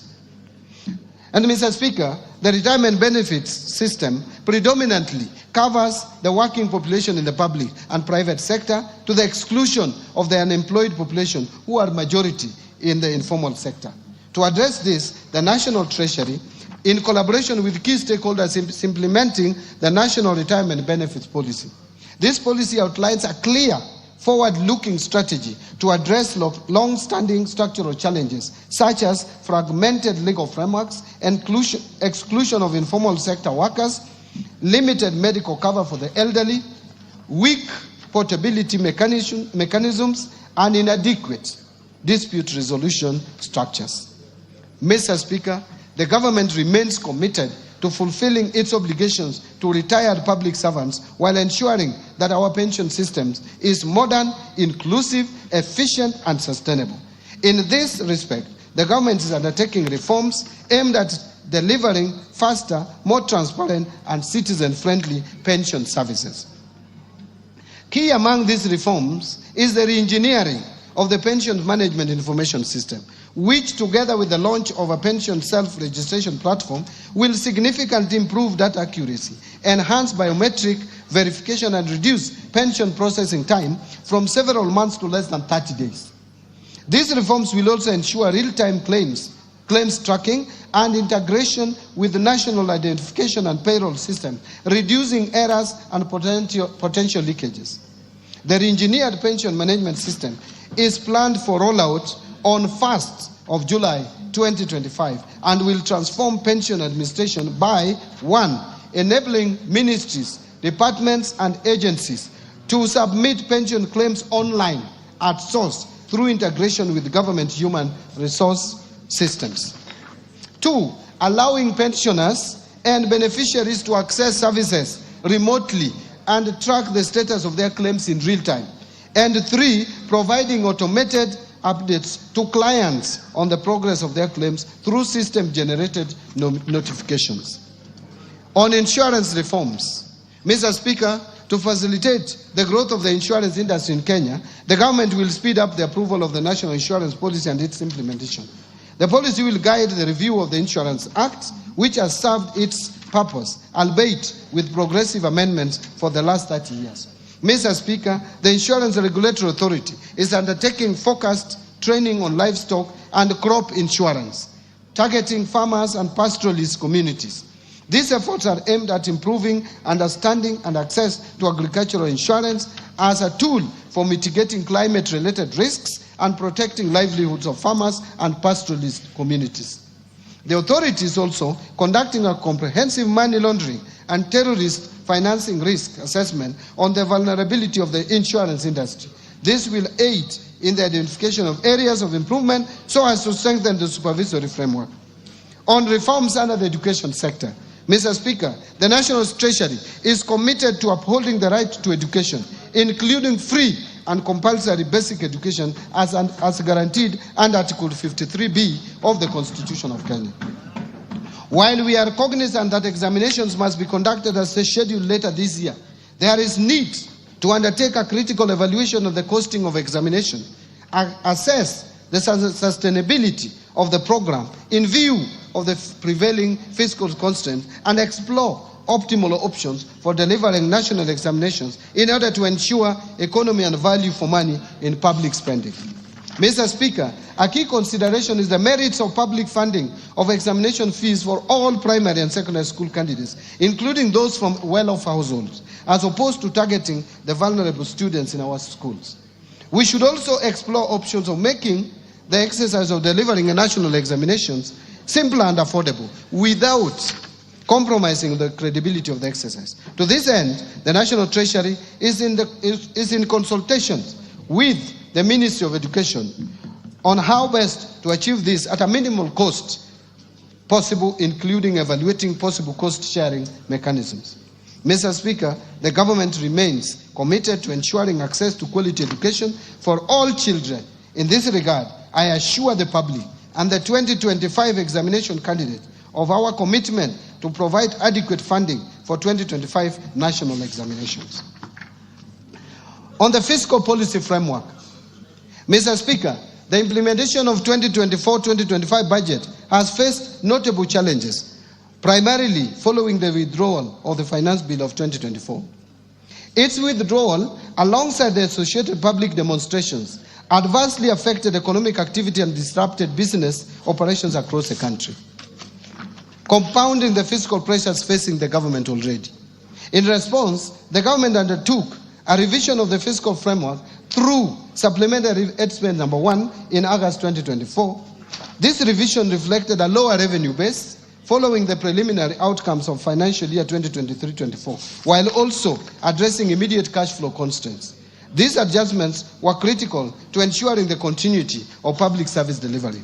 Mr. Speaker, in addition to the mid-year economic disruptions, the budget execution has been further constrained by shortfalls in revenue and emerging expenditure pressures. Notably, the implementation of the collective bargaining agreements and funding requirements under the new university education financing model have placed significant demands on the available fiscal space. These challenges have led to cash flow pressures and a buildup of pending obligations, necessitating careful fiscal management, and reprioritization. To address these evolving dynamics, the government prepared supplementary budget estimates to accommodate revenue shortfalls experienced during the current fiscal year and accommodated expenditure pressures. On domestic revenue mobilization, Mr. Speaker, in order to support our economic agenda and sustain key government programs, the government continues to implement a balanced mix of tax policy and administrative measures aimed at significantly boosting revenue collection. As part of the process, the government is focused on broadening the tax base while reducing the burden of compliance. In this regard, we have prioritized sectors such as the digital economy, agribusiness, and small and medium enterprises in tax education and outreach programs. In addition, Mr. Speaker, Kenya Revenue Authority continues to embrace modern technology to streamline tax processes, facilitate trade, and enhance voluntary compliance. A key milestone in this journey is the launch of Gava Connect, an open application programming interface platform that enables Kenyan developers to build homegrown solutions for efficient access to tax services. This program enhances service delivery, improves transparency, and strengthens our ability to detect tax evasion. Mr. Speaker, Kenya Revenue Authority has also introduced several digital tools to simplify compliance and boost operational efficiency. One is what we call auto-populated VAT returns for seamless, accurate tax filing. 2, simplified pay returns, accessible via mobile, web, and application program interface. 3, electronic rental income tax system that has enabled transparent rental income declarations. And 4, forecourt electronic tax invoice management system integration in the petroleum sector, connecting fuel dispensers to point-of-sale terminal. This enables real-time transmission of sales data to electronic tax invoice management system, simplifying compliance and ensuring greater transparency in fuel transactions. Mr. Speaker, these solutions are more than just tech updates. They are the drivers of economic empowerment and accountability. Indeed, by simplifying tax procedures, developing user-friendly digital platforms, and providing on-the-ground support, Kenya Revenue Authority is nurturing a fair and inclusive tax culture, one that enables businesses to thrive while meeting their obligations. Mr. Speaker, building on the progress made, our focus in the financial year 2025-26 and over the medium term will be to strengthen domestic resource mobilization through the following key initiatives. First, continue with the implementation of the national tax policy and the medium-term revenue strategy to provide a consistent and predictable framework for tax administration and policy formulation. Second, continue with the automation of tax administration processes to improve the overall efficiency of the tax system. And third, enhancing non-tax revenue collection by enabling ministries, departments, and agencies to generate income through the services they provide to the public. Mr. Speaker, as part of our broader fiscal reform agenda, the government is undertaking targeted tax administrative reforms aimed at strengthening our revenue base and promoting inclusive economic growth. These reforms will focus on 3 key objectives. First, reducing tax expenditures. Mr. Speaker, tax expenditures stood at 3.38% of GDP in 2023. To unlock additional revenue for national government, we must reduce that tax expenditure. Second, expanding the tax base and enhancing compliance, in line with the goals set out in the medium-term revenue strategy. And third, streamlining the tax structure to encourage domestic production, attract investment, and stimulate economic growth. Mr. Speaker, allow me to speak to improving efficiency of public expenditure. Here, Mr. Speaker, in our continued effort to ensure prudent fiscal management, the government will sustain and deepen measures aimed at strengthening expenditure control and enhancing the efficiency and effectiveness of public spending. To this end, the government will implement a series of targeted actions, which include: 1, utilization of the launched end-to-end procurement system to maximize value for money, enhance efficiency and transparency in public procurement processes. 2, rolling out of a human resource management system across all national government ministries and departments, as well as county government, to support better management of the public wage bill. 3, scaling up the use of the public-private partnerships framework for commercially viable projects to attract private sector participation in public service delivery, what we call PPP. 4, improving the public service pension administration through rolling out the pension management information system. And 5, fast-tracking governance reforms in state corporations to strengthen accountability, efficiency, and financial sustainability. I want to now turn to revenue projections.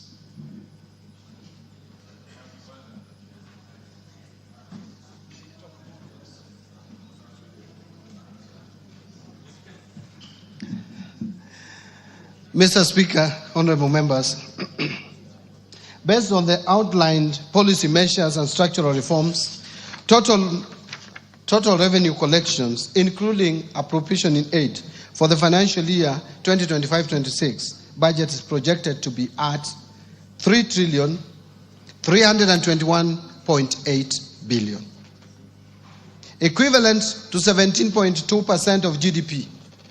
Of this amount, ordinary revenue is projected at Kenya shillings 2,754.7 billion, which is equivalent to 14.3% of GDP. And ministerial appropriation in aid, or if you like, non-tax revenue, is projected at 567 billion shillings. Grants are projected at 46.9 billion, or 0.2% of the GDP. Having talked about revenue projections, let me now turn to expenditure projections. Mr. Speaker, total expenditure in the financial year 2025-2026 budget is projected at 4,291.9 billion, equivalent to 22.3% of GDP.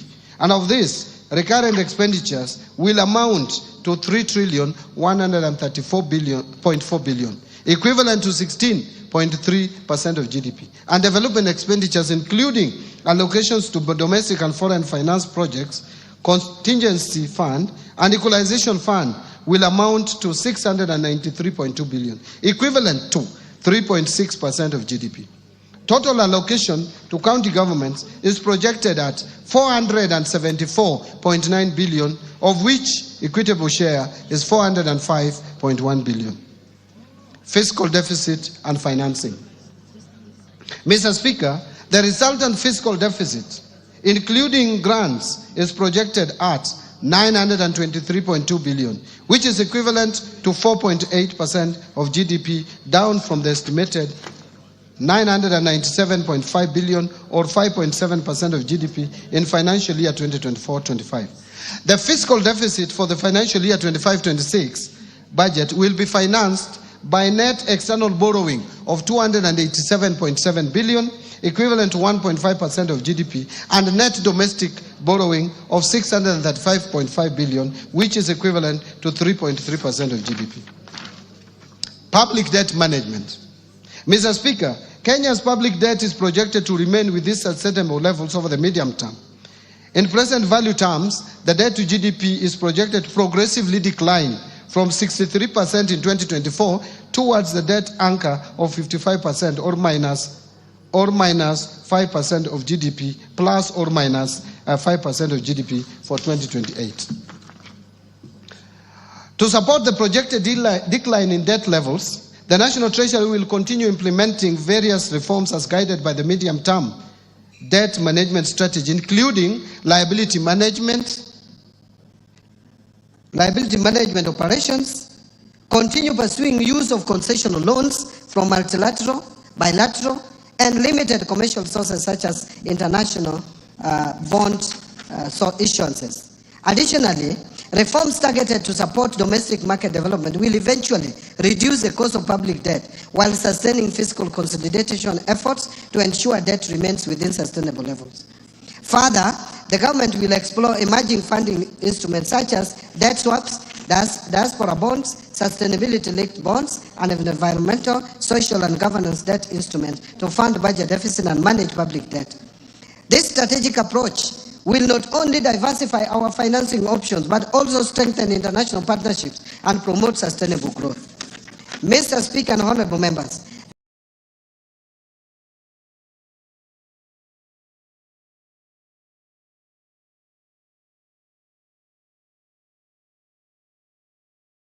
the government is keen on sustaining transparency and improving efficiency on public debt service. To this end, the National Treasury is in the process of integrating the Commonwealth Meridian Debt Management System with the Integrated Financial Management Information System, IFMIS, and the core banking systems of Central Bank of Kenya. On public-private partnerships framework, Mr. Speaker, the government continues to strengthen the role of public-private partnerships in financing our development agenda. Currently, there are 32 PPP projects at various stages which are targeted to mobilize 70 billion shillings in the financial year 2025-2026 through private investments in priority sectors, including energy, water, housing, health, and transport. So, Mr. Speaker, to enhance transparency and accountability at all stages of project life cycle while implementing PPP, I recently issued a circular on mandatory disclosure requirements for all privately initiated proposals. This measure is part of our broader effort to strengthen the integrity of the PPP program and to ensure that private sector participation in public projects fosters public trust. Mr. Speaker, the National Treasury in May 2025 received the final report of the Committee of Experts on leveraging local financial markets for investment into public-private partnerships and implementation. The committee recommended the establishment and operationalization of PPP Implementation Trust Fund as the central mechanism for enhancing private sector participation in PPPs, particularly through institutional and retail entities. Additionally, Mr. Speaker, the PPP regulations under consideration by Parliament will enhance clarity around PPP processes, thereby enhancing efficiency and project delivery. This will also unlock a pipeline of county-level specific PPP projects in partnership with development partners. In strengthening public finance management reforms, number one is migration to accrual accounting. Mr. Speaker, to strengthen management of public resources, all government ministries, departments and agencies adopted accrual accounting as of 1st July 2024. The first accrual-based financial statements are expected for the financial year ending 30th June 2025, which is a few days away. The accrual accounting will enable the government to account for all assets and liabilities, including all government assets. Second, Treasury single account. Mr. Speaker, to enhance cash management, the migration of ministries, departments and agencies to the Treasury single account is progressing well. The Central Bank of Kenya is scheduled to go live with its T24 system upgrade in July 2025. This upgraded platform will support the implementation of Treasury single account core functionalities and facilitate the National Treasury to roll out the key elements of the Treasury single account system. Concurrently, the National Treasury is on track to onboard county governments in 2026. The final phase will involve integrating all remaining national government entities into the Treasury single account by financial year 26-27. Third, zero-based budgeting. Mr. Speaker, to reorient the budgeting and expenditure framework, the government adopted the zero-based budgeting approach while finalizing the financial year 25-26 budget. To implement this approach, the National Treasury developed a budget costing tool that was integrated into the IFMIS budget module for the national government. The zero-based budgeting approach compels all ministries, departments and agencies to justify expenditures from scratch, thus ensuring resources are allocated to high-impact activities. It promotes transparency, efficiency by requiring clear justification and critical assessment of spending. Mr. Speaker, I know this statement is long. And by the way, Mr. Speaker, you know Kenya is not a small economy. We are number 6 in Africa. And we have jumped over Ethiopia. So you can't have a 3-pager statement for an economy as big as Kenya. Gone without apology. Go on.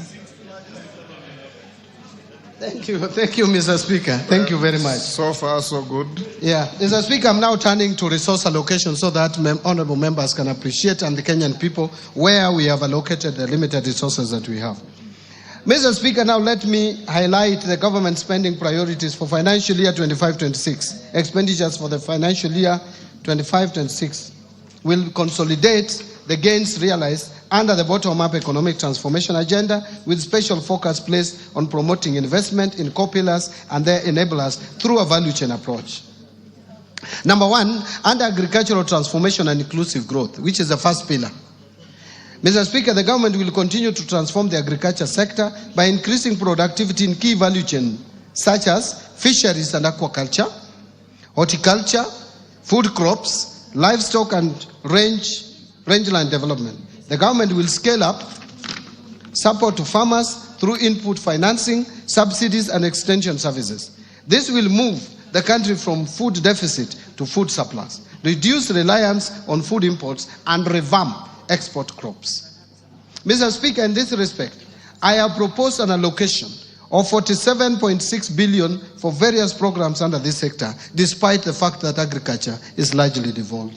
This includes 8 billion for the fertilizer subsidy program, 10.2 billion for the National Agricultural Value Chain Development Project, 800 million for small-scale irrigation and value addition project, 1.2 billion for food security and crop diversification project, and 5.8 billion for the food systems resilience project. Mr. Speaker, to promote livestock production, I have proposed Kenya shillings 2.3 billion for de-risking, inclusion, and value enhancement of pastoral economies programs. 1.6 million Kenya shillings for Kenya Livestock Commercialization Program, and 280 million for the Livestock Value Chain Support Project. I have also proposed Kenya shillings 340 million for the development leather industrial park at Kenania. Mr. Speaker, to support the growth of blue economy, I have proposed a total of 8.2 billion to the blue economy and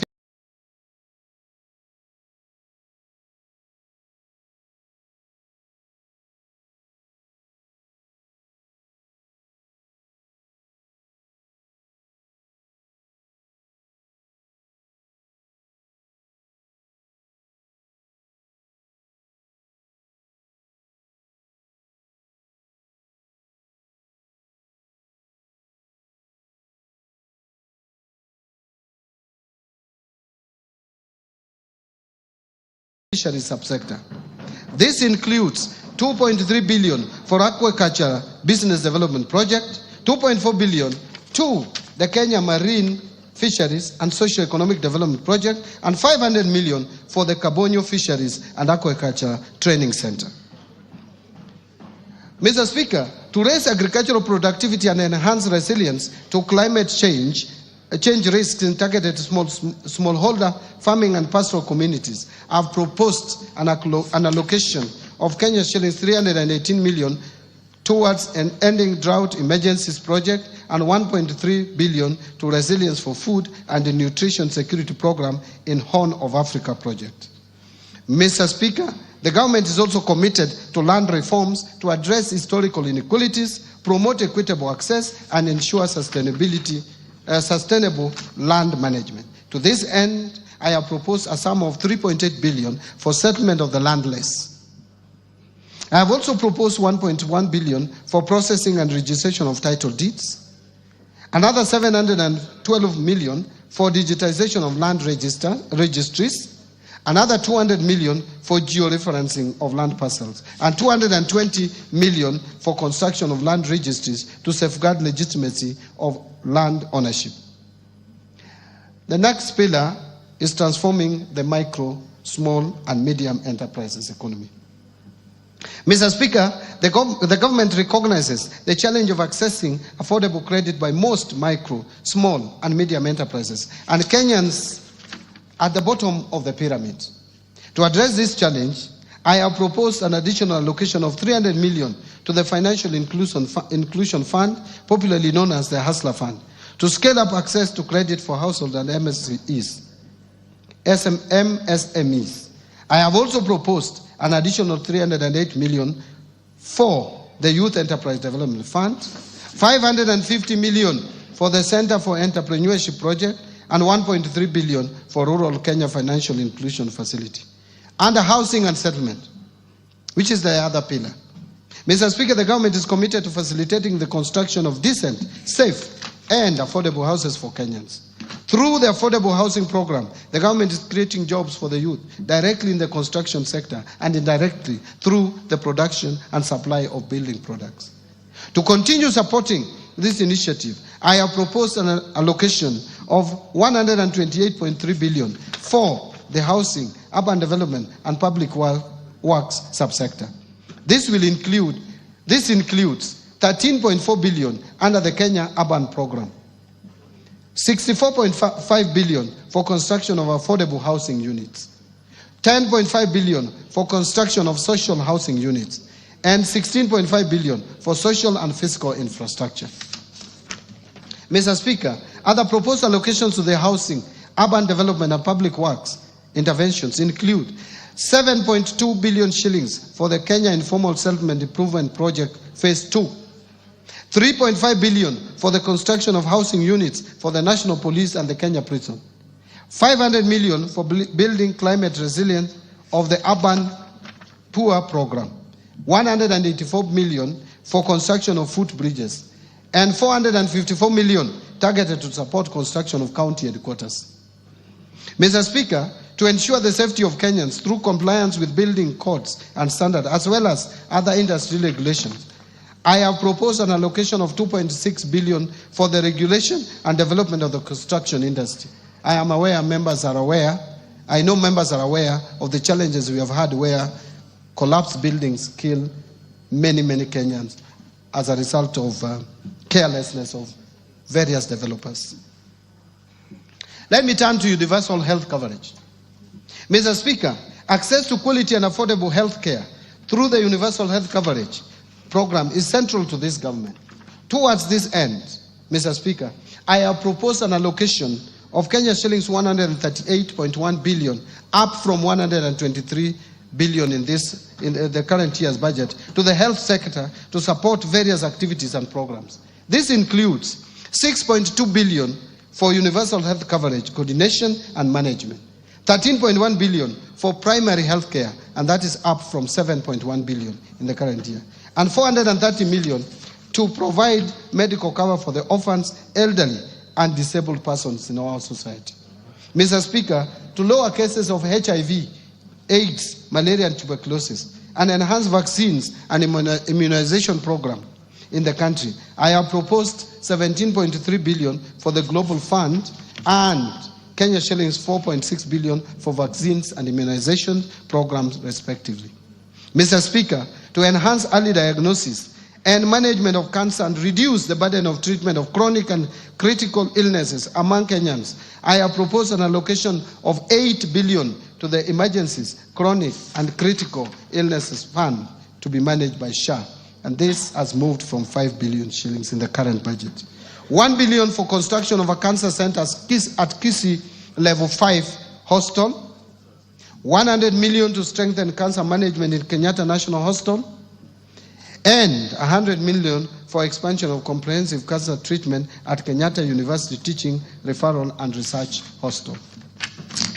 Mr. Speaker, to improve health service delivery, I have also proposed a sum of 42.4 billion for our referral hospitals, including Kenyatta National Hospital, Moi Teaching and Referral Hospital, Kenyatta University Teaching Referral and Research Hospital, Mwai Kibaki Teaching and Referral Hospital in Othaya, Jaramogi Oginga Odinga Teaching and Referral Hospital in Kisumu, and Mathare National Teaching and Referral Hospital.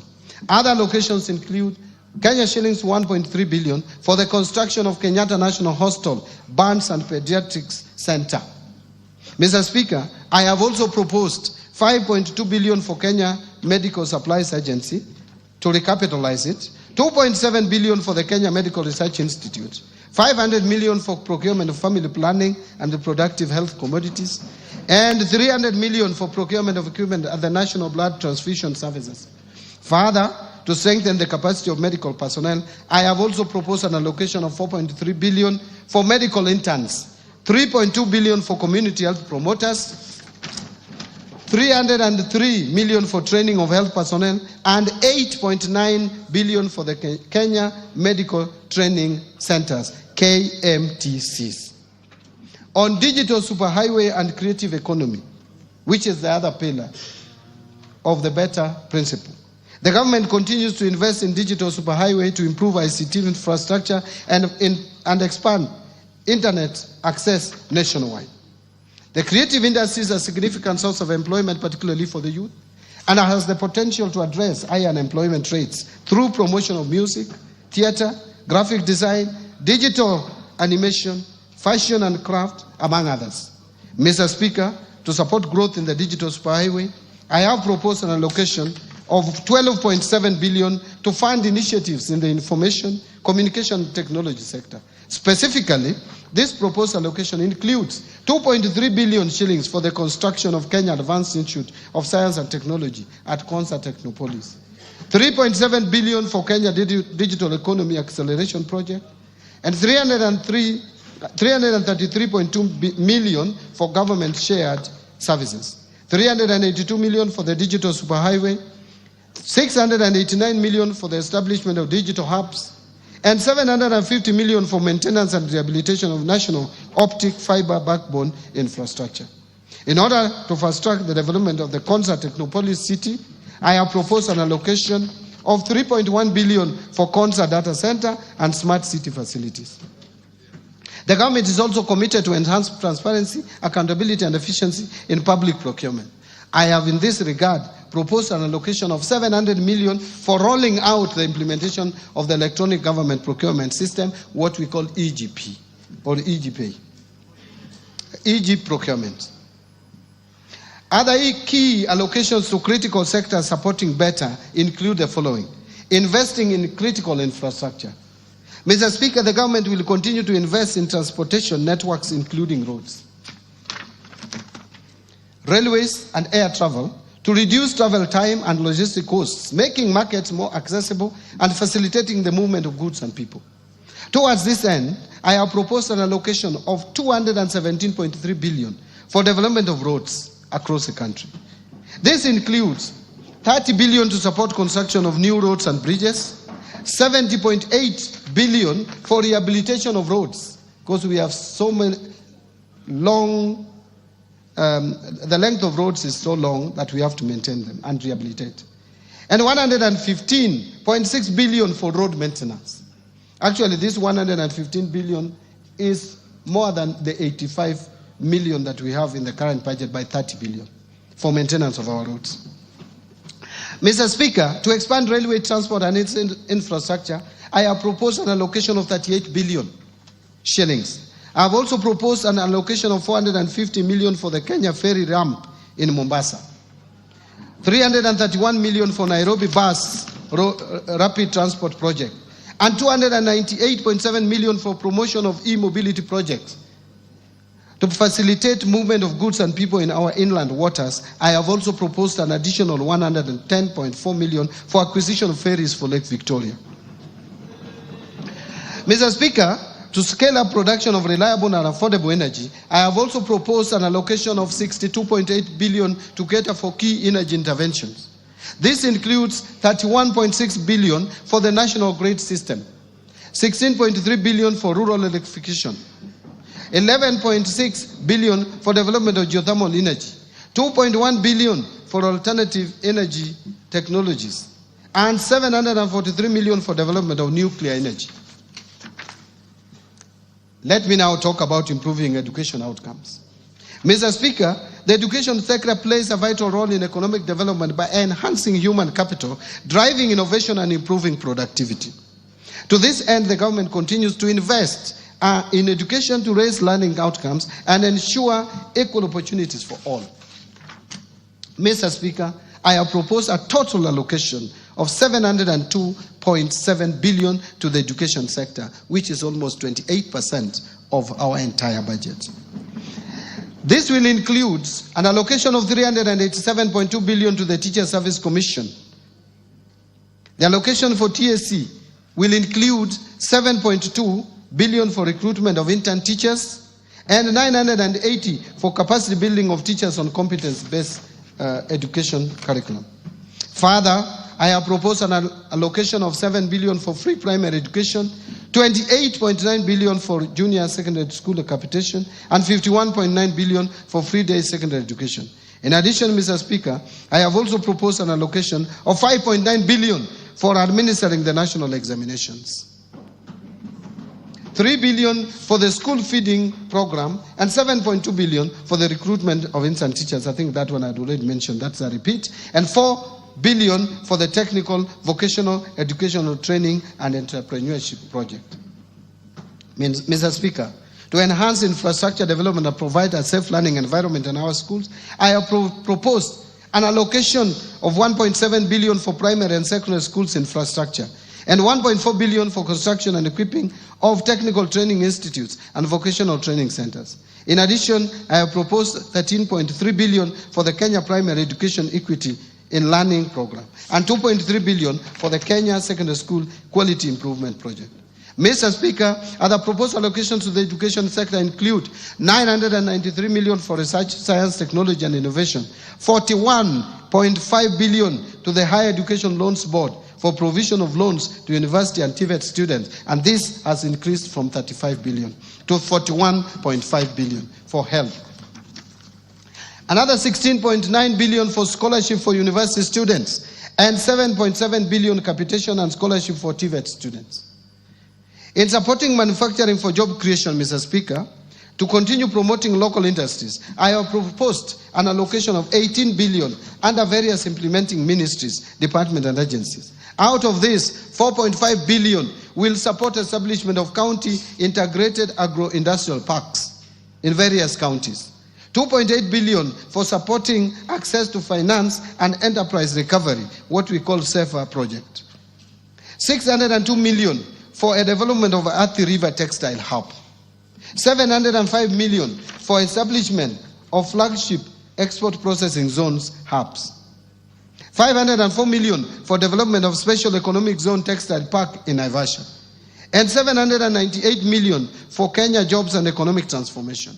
Mr. Speaker, in order to revitalize and maximize the benefits from our cash crops, I have proposed 2 billion for coffee cherry revolving fund and another 2 billion for coffee debt waivers. This is up from the 3 billion that was allocated to this subsector in the last financial year's budget.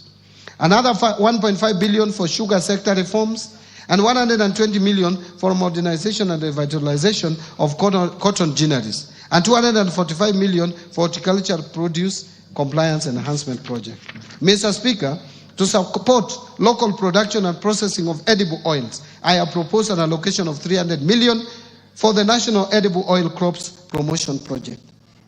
Mr. Speaker, to enhance milk processing, I have proposed an allocation of 400 million for excess milk mop-up and 150 million for modernization of milk processing factories in Runyenjes and Narok. Mr. Speaker, to equip our youth with essential training and internship opportunities in trade and industry, I have proposed an allocation of 330 million for the Kenya Industry and Entrepreneurship Project. Another 500 million for the construction of industrial research laboratories and 109 million for constituency industrial development centers.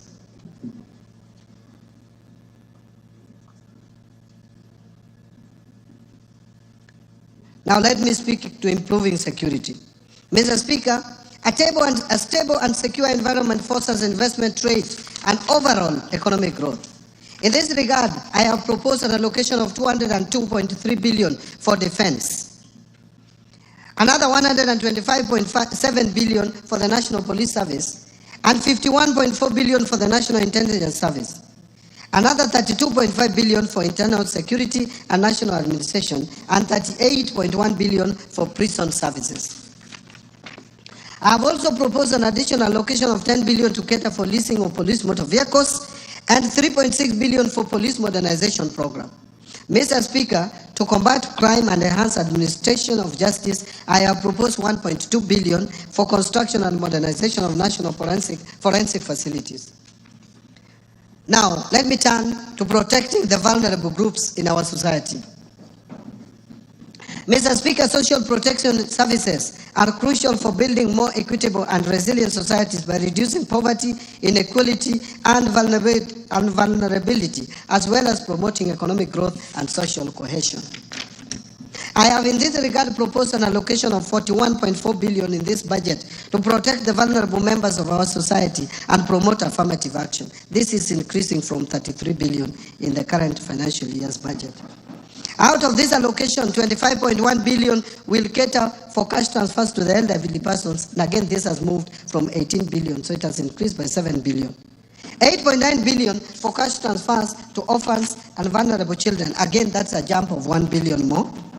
And 1.5 billion for cash transfers to persons living with disability. Again, this has been increased from 1.19 billion. Mr. Speaker, the proposed allocations also includes 3.9 billion for the Kenya Hunger Safety Net Program, 450 million for the National Fund for the Disabled of Kenya.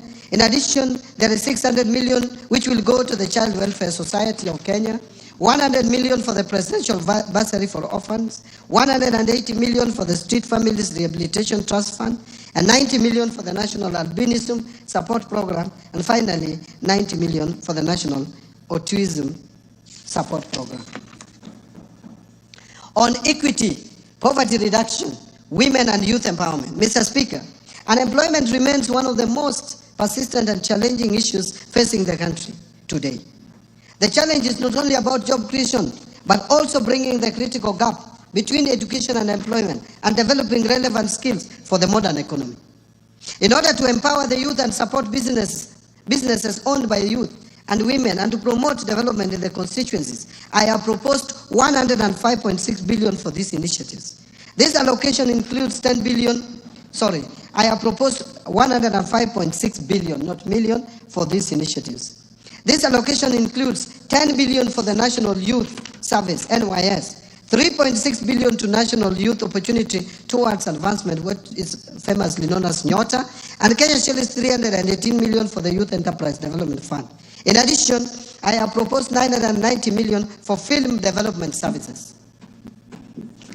Mr. Speaker, to further empower our women and girls, I have proposed 353 million for the Women Enterprise Fund, 940 million for provision of sanitary towels to school-going girls, 254 million for strengthening prevention and response to gender-based violence in Kenya, 110 million for eradication of female genital mutilation, and 4 billion for the National Government Affirmative Action Fund, otherwise known as NGAF.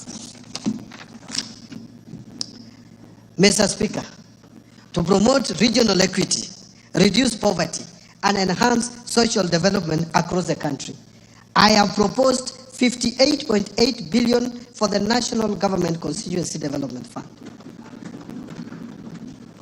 9.6 billion for the Equalization Fund to finance programs in identified marginal areas or marginalized areas, and another 15.9 billion for the Kenya Devolution Support Program number 2.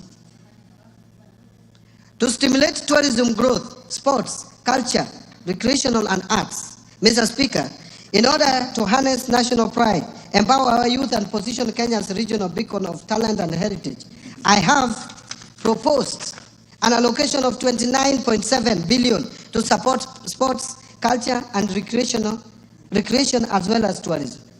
This proposed allocation includes 13.5 billion for the Sports, Arts and Social Development Fund, 2.3 billion to establish an automation and digitization system for the sports registrar, 241 million for the Anti-Doping Agency of Kenya to make Kenya remain competitive in the athletics and other sports, 402 million for Sports Kenya, 245 million for the Kenya Academy of Sports, 8.2 billion for the Tourism Fund, and 4.8 billion for Tourism Promotion Fund.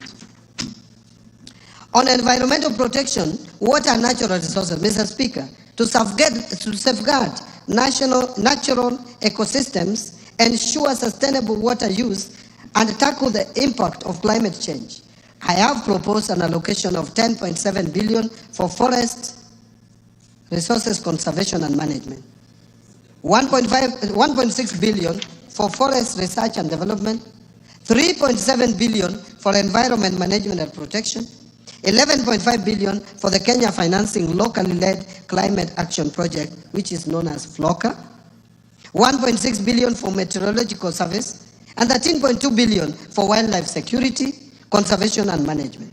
Another 953 million for wildlife research and development. In addition, I have also proposed 1.1 billion for human wildlife conflict compensation and 950 million for wildlife insurance. Mr. Speaker, I have also proposed an allocation of 26.8 billion for water and sewerage infrastructure development. Out of this, 16.5 billion for water resources management and 1.9 billion for water storage and flood control. In addition, I have also proposed 15 billion for irrigation and land reclamation and 266 million for water harvesting and storage for irrigation. In order to improve governance and sustaining the fight against corruption, Mr. Speaker, to enhance good governance, intensify the fight against corruption, and entrench integrity and accountability in public service delivery, I have proposed Kenya shillings 4.5 billion for the Ethics and Anti-Corruption Commission, 4.5 billion for the Office of the Director of Public Prosecutions, 5.3 billion to the State Law Office, and 8.7 billion for the Office of the Auditor General. In addition, Mr. Speaker, to enhance the oversight and legislative role of Parliament, I propose an allocation of 48 billion for Parliament. To enable administration of justice, I also propose an allocation of 27.8 billion for the judiciary. Now let me turn to allocation to county governments.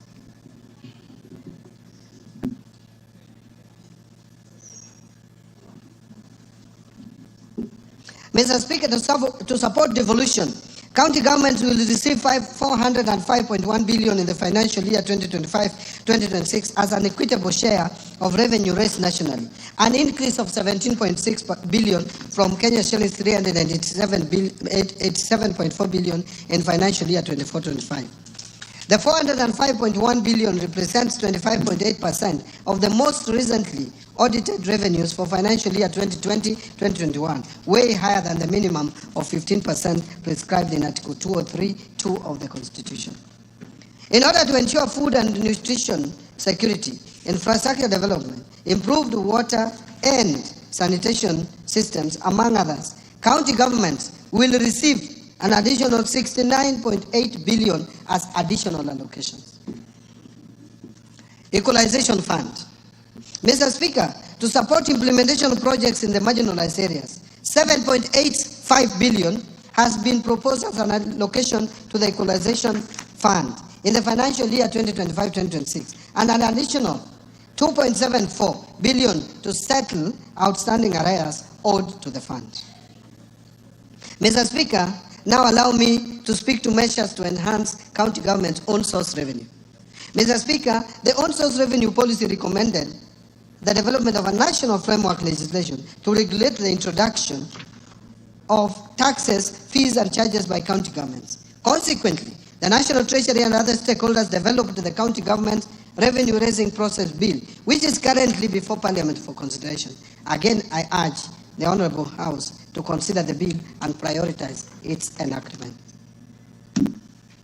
Mr. Speaker, now let me turn to taxation measures.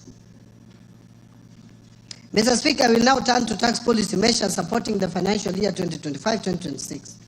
These measures include proposals contained in the Finance Bill 2025, as well as the customs duty measures agreed upon by the East African Community Ministers for Finance during the East African Community pre-budget meeting held in May this year, which I personally attended. These measures are set to take effect from 1st July 2025. Mr. Speaker, the freedoms we enjoy in this country have not come easy. In the last couple of years, Kenyans have spoken clearly and loudly on the desired direction in development of policy and governance of taxation. In 2023, the minority side in Parliament, supported by the efforts of the then ODM chairman, protested against the Finance Act of 2023.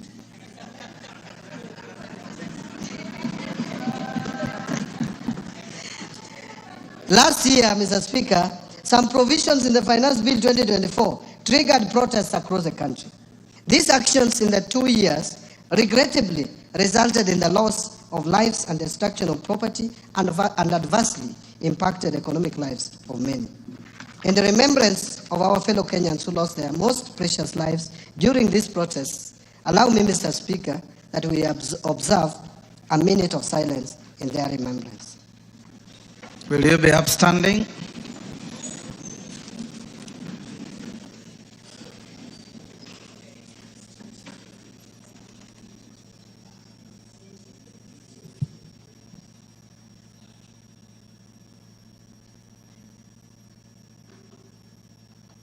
May their souls continue resting in eternal peace.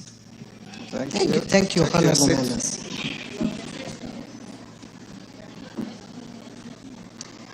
Mr.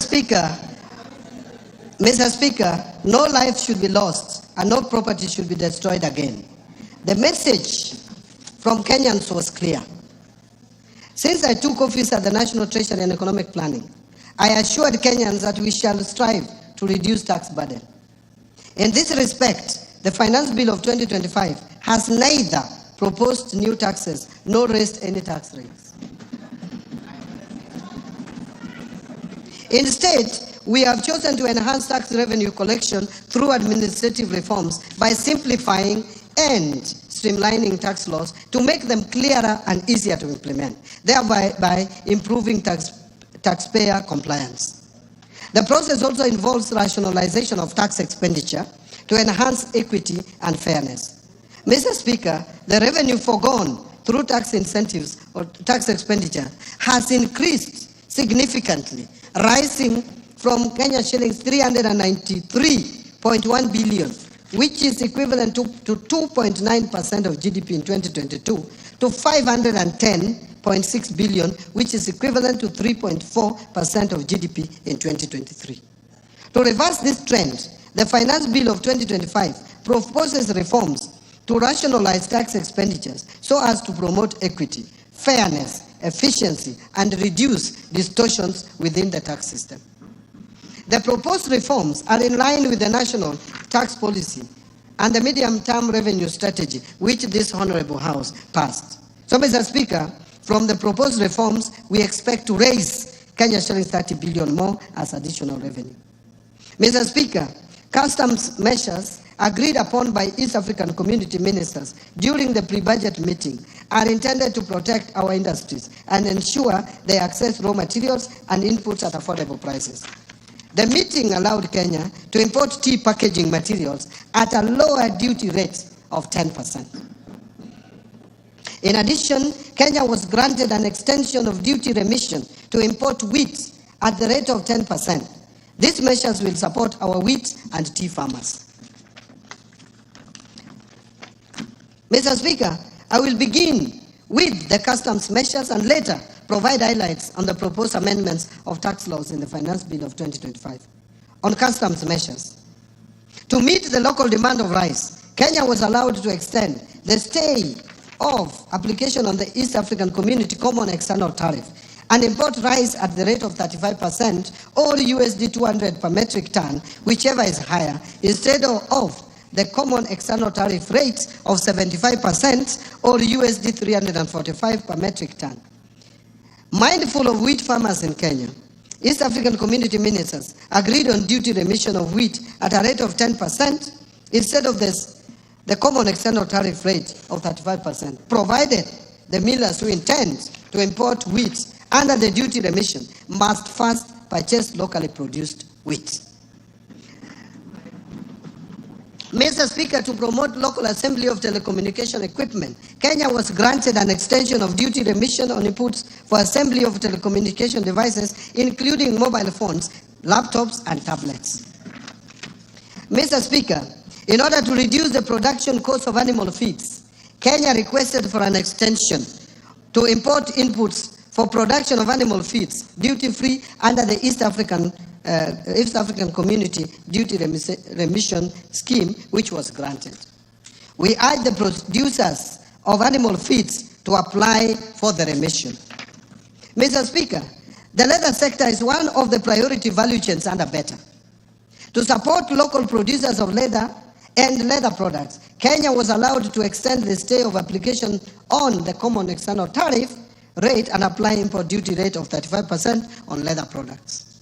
To promote tanneries to supply local manufacturers with high quality leather, Kenya was allowed to import chemicals for leather processing under duty remission. Mr. Speaker, to support local assembly of transformers, which is critical to energy distribution, the East African Community Ministers approved Kenya's request for a tariff split on transformers to provide for a distinction between fully built and unassembled transformers. Currently, it is one line, tariff line, and it is very difficult for us to separate and incentivize either of them. So, Mr. Speaker, to support the local assemblers of cranes, Kenya was granted approval to import inputs for assembly of cranes duty-free under duty remission.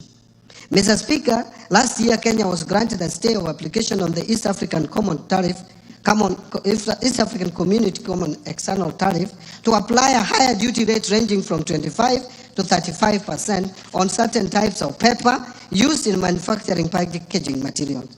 This action adversely affected exporters, particularly in tea sector. To address this, Kenya opted not to request for an extension of the stay of this common external tariff. And this decision will not affect local manufacturers of packaging materials, as they will continue importing raw materials under duty remission. So, Mr. Speaker, now let me speak to the Finance Bill of 2025. Let me now highlight some of the proposals contained in the proposed Finance Bill 2025. Under Income Tax Acts.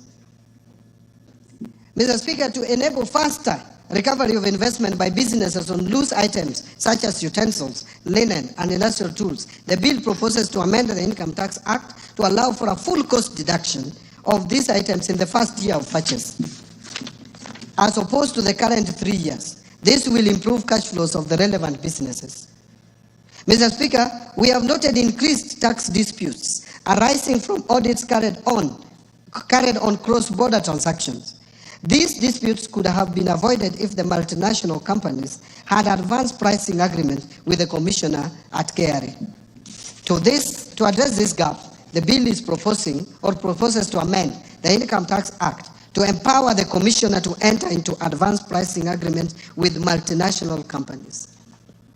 Mr. Speaker, the Tax Laws Amendment Act of 2024, passed in December last year, introduced the minimum top-up tax in line with the global best practices. But the Act inadvertently omitted the due date for payment of the tax, thus creating enforcement challenges. To address this, I have proposed an amendment to the Income Tax Act to clarify that the due date will be the end of the 4th month following the close of a company's accounting period. Mr. Speaker, again, the Tax Laws Amendment Act of 2024, passed in December last year, exempted gratuity payments from income tax, actually pension and gratuity. However, the provision is not clear whether all gratuity, including from private pension schemes, is exempted from tax. In this respect, the bill is proposing to amend the Income Tax Act to clarify that all gratuity payments, whether from public or private sources, are exempt from tax. Mr. Speaker, to encourage wider participation in virtual asset transactions, especially among the youth, the bill proposes to reduce the digital asset tax rate from 3% to 1.5%. And Mr. Speaker, to ensure consistency and effective administration of the law, the bill proposes to amend the 3rd schedule to the Income Tax Act to clarify that fringe benefit tax is payable by the employer at the corporate tax rate, and that withholding tax on qualifying dividends and qualifying interest are final tax. That is not clear in the current arrangement. And Mr. Speaker, under the current Income Tax Act, individuals with mortgages, and honorable members would be interested in listening to this. Mr. Speaker, under the current Income Tax Act, individuals with mortgages for purchasing or improving residential houses can claim tax relief on interest payment on the mortgage. However, those who take up a mortgage to construct their own residential houses are excluded from this relief. That is the law as it is today. To ensure fairness, the bill proposes to extend this benefit to interest on mortgages taken for construction of residential houses. This will support home ownership and align with the better pillar on affordable housing. Mr. Speaker, the current tax-free daily subsistence allowance of $2,000 for private sector employees on official duties outside their usual workplace is lower than that of the public sector employees. To enhance equity, the bill is proposing to increase the tax-free daily subsistence allowance for private sector employees from 2,000 to 10,000 shillings. Mr. Speaker, Kenya has an opportunity to strengthen its position as a regional financial hub. In this respect, the bill proposes amendment to the Income Tax Act to provide that companies certified by the Nairobi International Financial Center Authority, NIFCA, that invest new capital of at least $3 billion over a period of 3 years to pay a reduced corporate tax rate of 15% for the first 10 years and 20% for the subsequent 10 years. The companies qualifying for this will be required to employ Kenyans at senior management level. The startup companies that are certified by Nairobi International Financial Center Authority will enjoy a 15% tax rate for the first 3 years and 20% for the subsequent 4 years. And dividends earned by certified holding companies and regional headquarters will be exempted from tax provided that at least 250 million is reinvested annually in Kenya. Mr. Speaker, we have noted that some employees seek refunds from KRA on reliefs of deductions that ought to have been deducted by their employers. To address this challenge, the bill proposes to amend the Income Tax Act to make it mandatory for employers to consider all eligible tax reliefs and deductions when computing employees' income tax. Presently, employers are not compelled to deduct these reliefs in computing pay as you earn. Value-added tax. Mr. Speaker, while a supplier is required to issue a tax invoice at the point of sale, there is currently no definition of tax invoice under the VAT Act. This creates ambiguity on what constitutes a tax invoice. To resolve this ambiguity, the bill is proposing to amend the VAT Act to define a tax invoice. Mr. Speaker, to strengthen tax administration and enhance compliance, the bill proposes to require the issuance of tax invoices for all suppliers, whether taxable or exempt. This amendment will support better record keeping by taxpayers and facilitate the pre-population of returns. Mr. Speaker, to support business operations, the bill proposes to shorten the period for claiming refunds on bad debts from 3 years to 2 years and to allow taxpayers to either request for a refund or offset it against future tax VAT liabilities.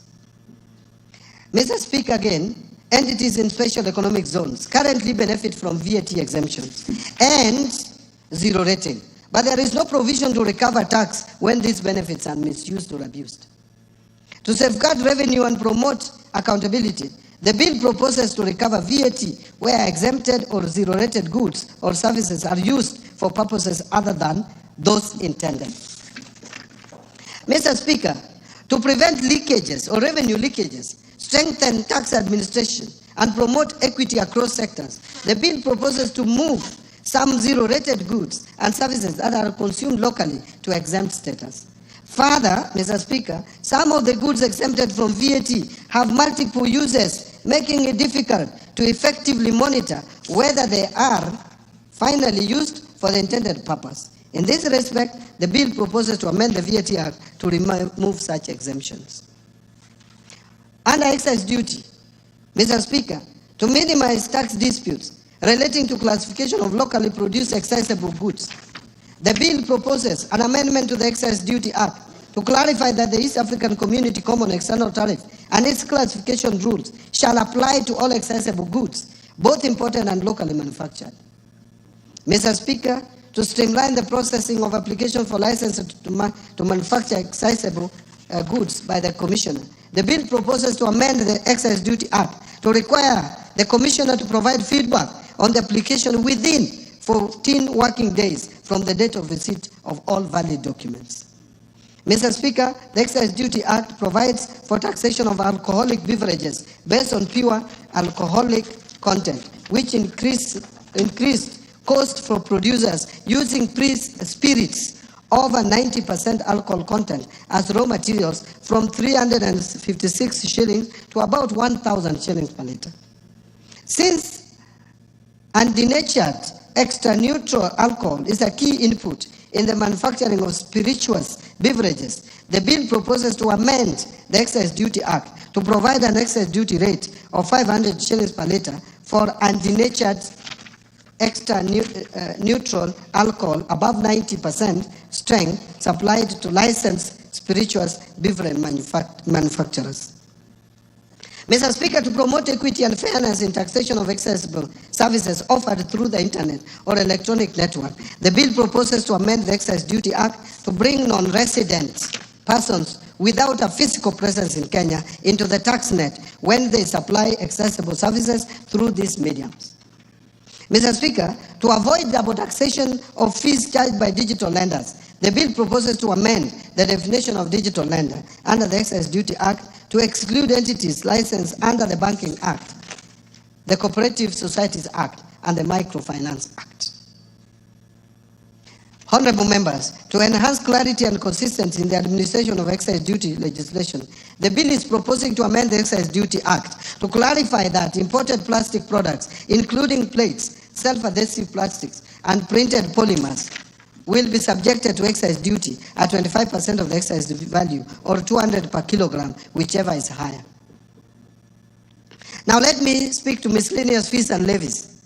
Mr. Speaker, the Export and Investment Promotion Levy on billets and wire rods, which are raw materials in manufacture of nails, fencing wires, gabions, bolts, and nuts, have raised production costs of these products. In this respect, the bill proposes to amend the Miscellaneous Fees and Levies Act to review the levy downwards. Mr. Speaker, to promote Nairobi as regional aircraft maintenance hub, while managing tax expenditures, the bill proposes to amend the Miscellaneous Fees and Levies Act to introduce import declaration fee and railway development levy on small aircrafts and helicopters, but retain the exemption on spare parts of all aircrafts. The Tax Procedures Act, 2015. No, this is the Act is 2015. Mr. Speaker, to enhance the Commissioner's ability to recover unpaid taxes from non-residents, the bill is proposing to amend the Tax Procedures Act to expand the scope of agency notices to include non-resident persons. Mr. Speaker, and this is controversial, to close a loophole that hinders enforcement of tax compliance and ensure timely revenue collection, the bill proposes to amend the Tax Procedures Act to clarify that enforcement of tax collection when a tax appeals tribunal or a court judgment on tax dispute is in favor of the Commissioner shall only be suspended where a stay order has been granted. That is not the one that I thought I was going to read. The controversial one is yet to come. Mr. Speaker, to remove the financial and legal barriers that may hinder effective enforcement of recovery of unpaid taxes, the bill proposes to amend the Tax Procedures Act to provide that property transfers made by or to the Commissioner in recovery of tax liabilities be exempted from stamp duty. Mr. Speaker, to promote transparency, uphold fair administrative action, and strengthen trust in tax administration, the bill proposes to amend the Tax Procedures Act to require the Commissioner to provide reasons when issuing amended tax assessments to a taxpayer, so that we avoid misuse of Kenya Revenue Authority for political reasons, where they just sit and tell you that 3 years ago you did not pay such and such, and yet you had already been cleared for tax purposes. Reasons must be provided. Mr. Speaker, to address taxpayers' concerns regarding penalties and interest arising from system-related delays or administrative errors beyond taxpayers' control, the bill proposes to amend the Tax Procedures Act to allow the Cabinet Secretary to grant waivers on penalties and interest arising from such circumstances upon recommendation by the Commissioner. Presently, if there is any error made by the Kenya Revenue Authority on your tax assessment, there is no law to reverse it. So in conclusion, Mr. Speaker and fellow Kenyans, we have experienced a wide range of challenges as a nation in the past 2 years. In navigating these trying times, we have demonstrated exceptional resilience and remained steadfast in our development and democratic journey. Kenyans have demonstrated commendable patience and resilience as the government continues to fulfill its commitments to improve livelihoods through the implementation of better. And under the leadership of His Excellency the President, Dr. William Samoei Ruto, we have made meaningful progress in advancing our development agenda, promoting inclusion, fostering national unity, and working together to build our nation and renew the spirit of patriotism. Mr. Speaker, the budget I have presented today has been thoughtfully prepared to navigate the delicate balance of competing interests while adhering to our fiscal consolidation plan. Mr. Speaker, I am confident that the policies and structural reforms I have outlined provide a solid foundation for sustaining our socio-economic transformation. These measures are designed to stimulate job creation, strengthen our economic recovery, and ease the cost of living. I therefore call upon honorable members and all Kenyans to support the implementation of the budget as we work together in pursuit of shared prosperity. Finally, Mr. Speaker, the journey to a prosperous Kenya calls for leadership and collective commitment of all Kenyans. Last year, the Orange Democratic Movement joined hands with the United Democratic Alliance under Kenya Kwanza to form a broad-based government. This unity has brought renewed peace and stability to Kenya and fostered inclusive development beyond tribal lines.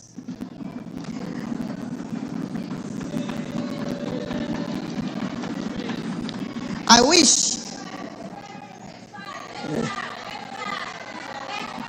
Thank you. Thank you. Thank you. Thank you. Thank you. Thank you very much. I wish to acknowledge with gratitude the unwavering leadership and vision of His Excellency the President Dr. William Samoei Ruto and His Excellency the Deputy President Professor Kithure Kindiki. I also wish to recognize the invaluable efforts of the Prime Cabinet Secretary, the Attorney General, my fellow Cabinet Secretaries, Principal Secretaries, Accounting Officers, and all personnel across government ministries, departments, and agencies who have diligently contributed to the development of the financial year 2025-2026. Mr. Speaker, I want to sincerely thank Baba, Right Honorable Raila.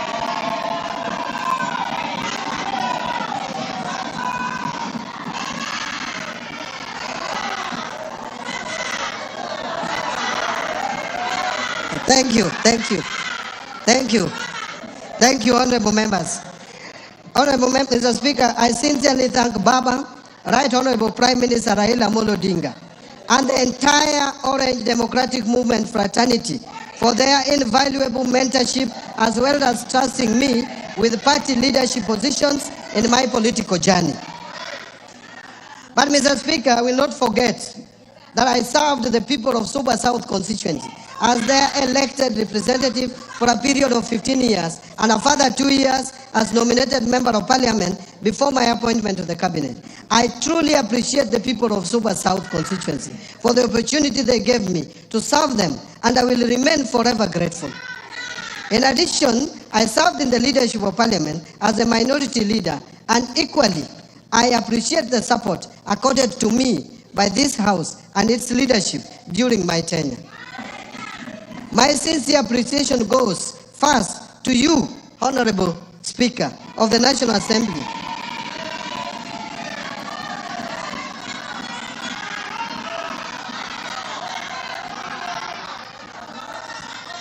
and your counterparts in the Senate, the majority and minority leaders, and the entire House leadership, including respective clerks, supporting the approval process of the financial year 2025-2026 budget. Second, to honorable chairs and members of both the Budget and Appropriations Committee and the Finance and National Planning Committee and all the other departmental committees of this House, as well as the staff of Parliamentary Budgets Office for their constructive inputs and leadership during the approval process of this budget. Third, my colleagues at the National Treasury and Economic Planning, led by Dr. Chris Kipto, the Principal Secretary for the National Treasury, Dr. Boniface Barasa Makoha, the Principal Secretary for the State Department for Economic Planning, and Mr. Cyril Wagunda Odede, the Principal Secretary for Public Investments and Assets Management, for their commitment, dedication, and support in the preparation of this budget. Fourth, special appreciation goes to Mr. James Muhati, the former Principal Secretary for the State Department for Economic Planning, for his unwavering commitment and invaluable support during the first half of the financial year. His dedication and strategic leadership greatly advanced the ministry's mandate and played a pivotal role in shaping key national economic planning initiatives. Fifth, my appreciation goes to the Governor of the Central Bank of Kenya, the Commissioner General of the Kenya Revenue Authority, as well as the management and staff of both institutions, the financial sector regulators, and other MDAs for their valuable contributions to the budget process. Sixth, my gratitude goes to our multilateral and bilateral development partners for their continued technical and financial support. Seven, I also thank the private sector for their participation and contribution in the budget process.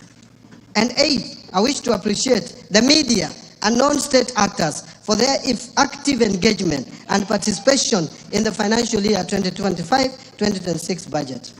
Mr. Speaker, I forever remain indebted to my beloved wife, Madam Rhoda Mbadi, and my children, who is here in the Speaker's Gallery, and my children for their support and inspiration as I execute my duties at the National Treasury and Economic Planning. Their prayers and guidance gave me the zeal to proceed even during my lowest moments. I remain deeply grateful also to my siblings for raising me, paying my school fees, and supporting me throughout my journey. Mr. Speaker, I am sure that my late parents, Jadul Staslaut Ngongomoth and his babe, Slermina Yambu Ngongo, with my mother, are smiling down from above as they see their youngest son perform this great service for the great people of Kenya today. God is truly faithful. Lastly, Mr. Speaker, my utmost gratitude goes to all Kenyans for their contributions during the budget process. Thank you, and may God bless Kenya.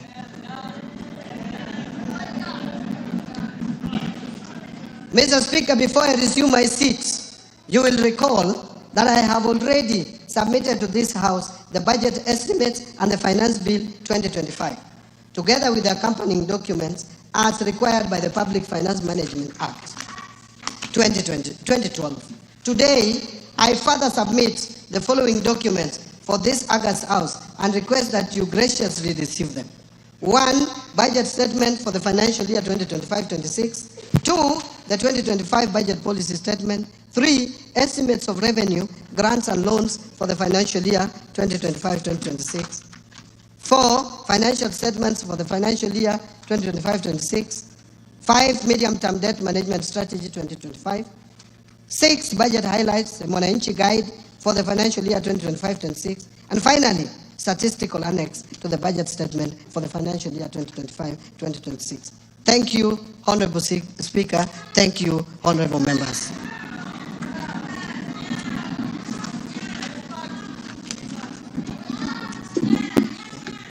Thank you, Minister. You may now take your seat.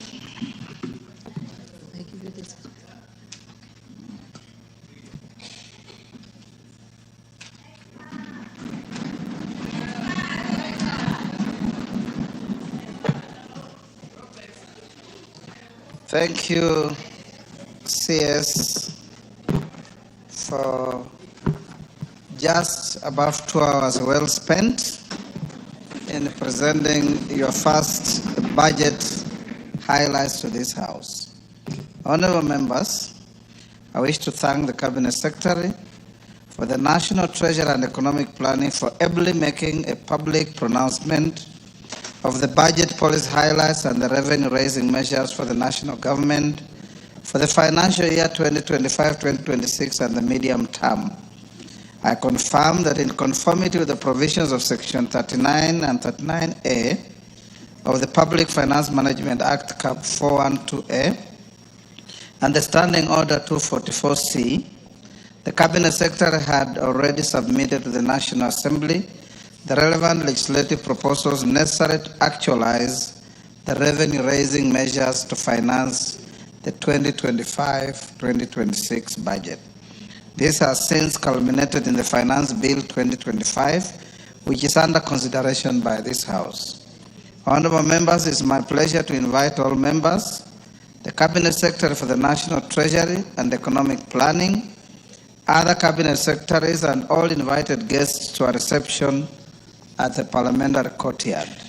Honorable members, the time now being 5:23 p.m., this House stands adjourned until Tuesday, 17th June 2025 at 2:30 p.m. I thank you.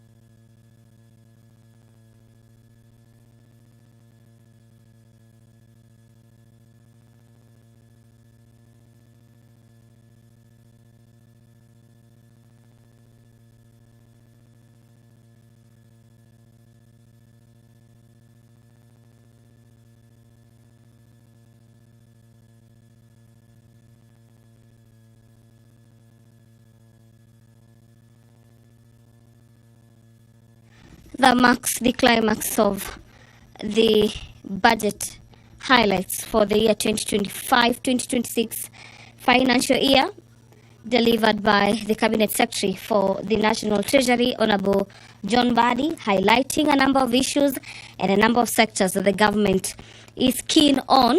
To just take you through some of the areas that the CS for the National Treasury has highlighted is the aspect of Kenya being told it works on an realistic budget, and the CS says for the first time the country will be moving forward with a zero budget, where before the budget was allocated to various state departments, we had various state agencies as well as ministries appearing before Parliament to justify why those items should be factored in the budget to align the aspect of the allocation of budget and to streamline the allocation of funds. There has been monies allocated to the universal health care coverage and the affordable housing.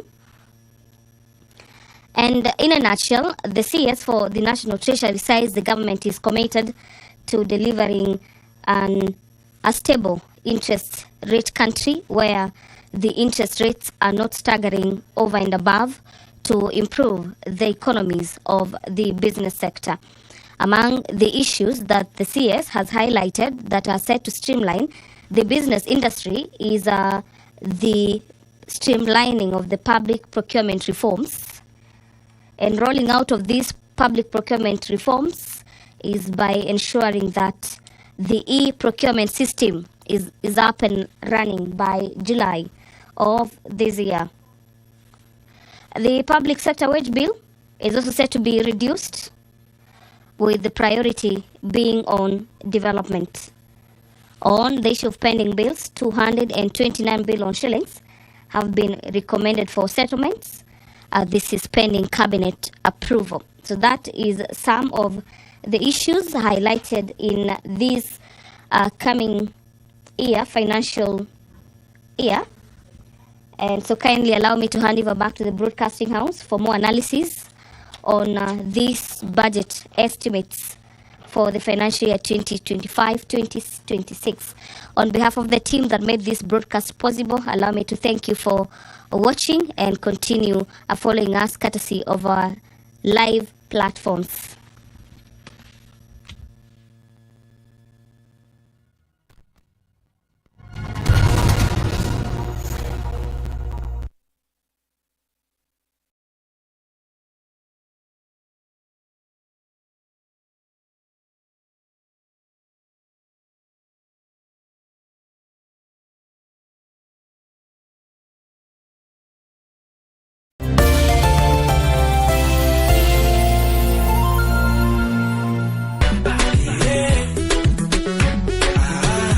I have two talents. One of them is dancing and the other one is acting. Dancing makes me feel like I'm flying. And today's book is The Wolf and the Seven Little Kids. My name is Abigail Kuleche, and today I'll be making an Italian dish, lasagna. Today I'll be making the beef version. For Father's Day, we're going to make a card.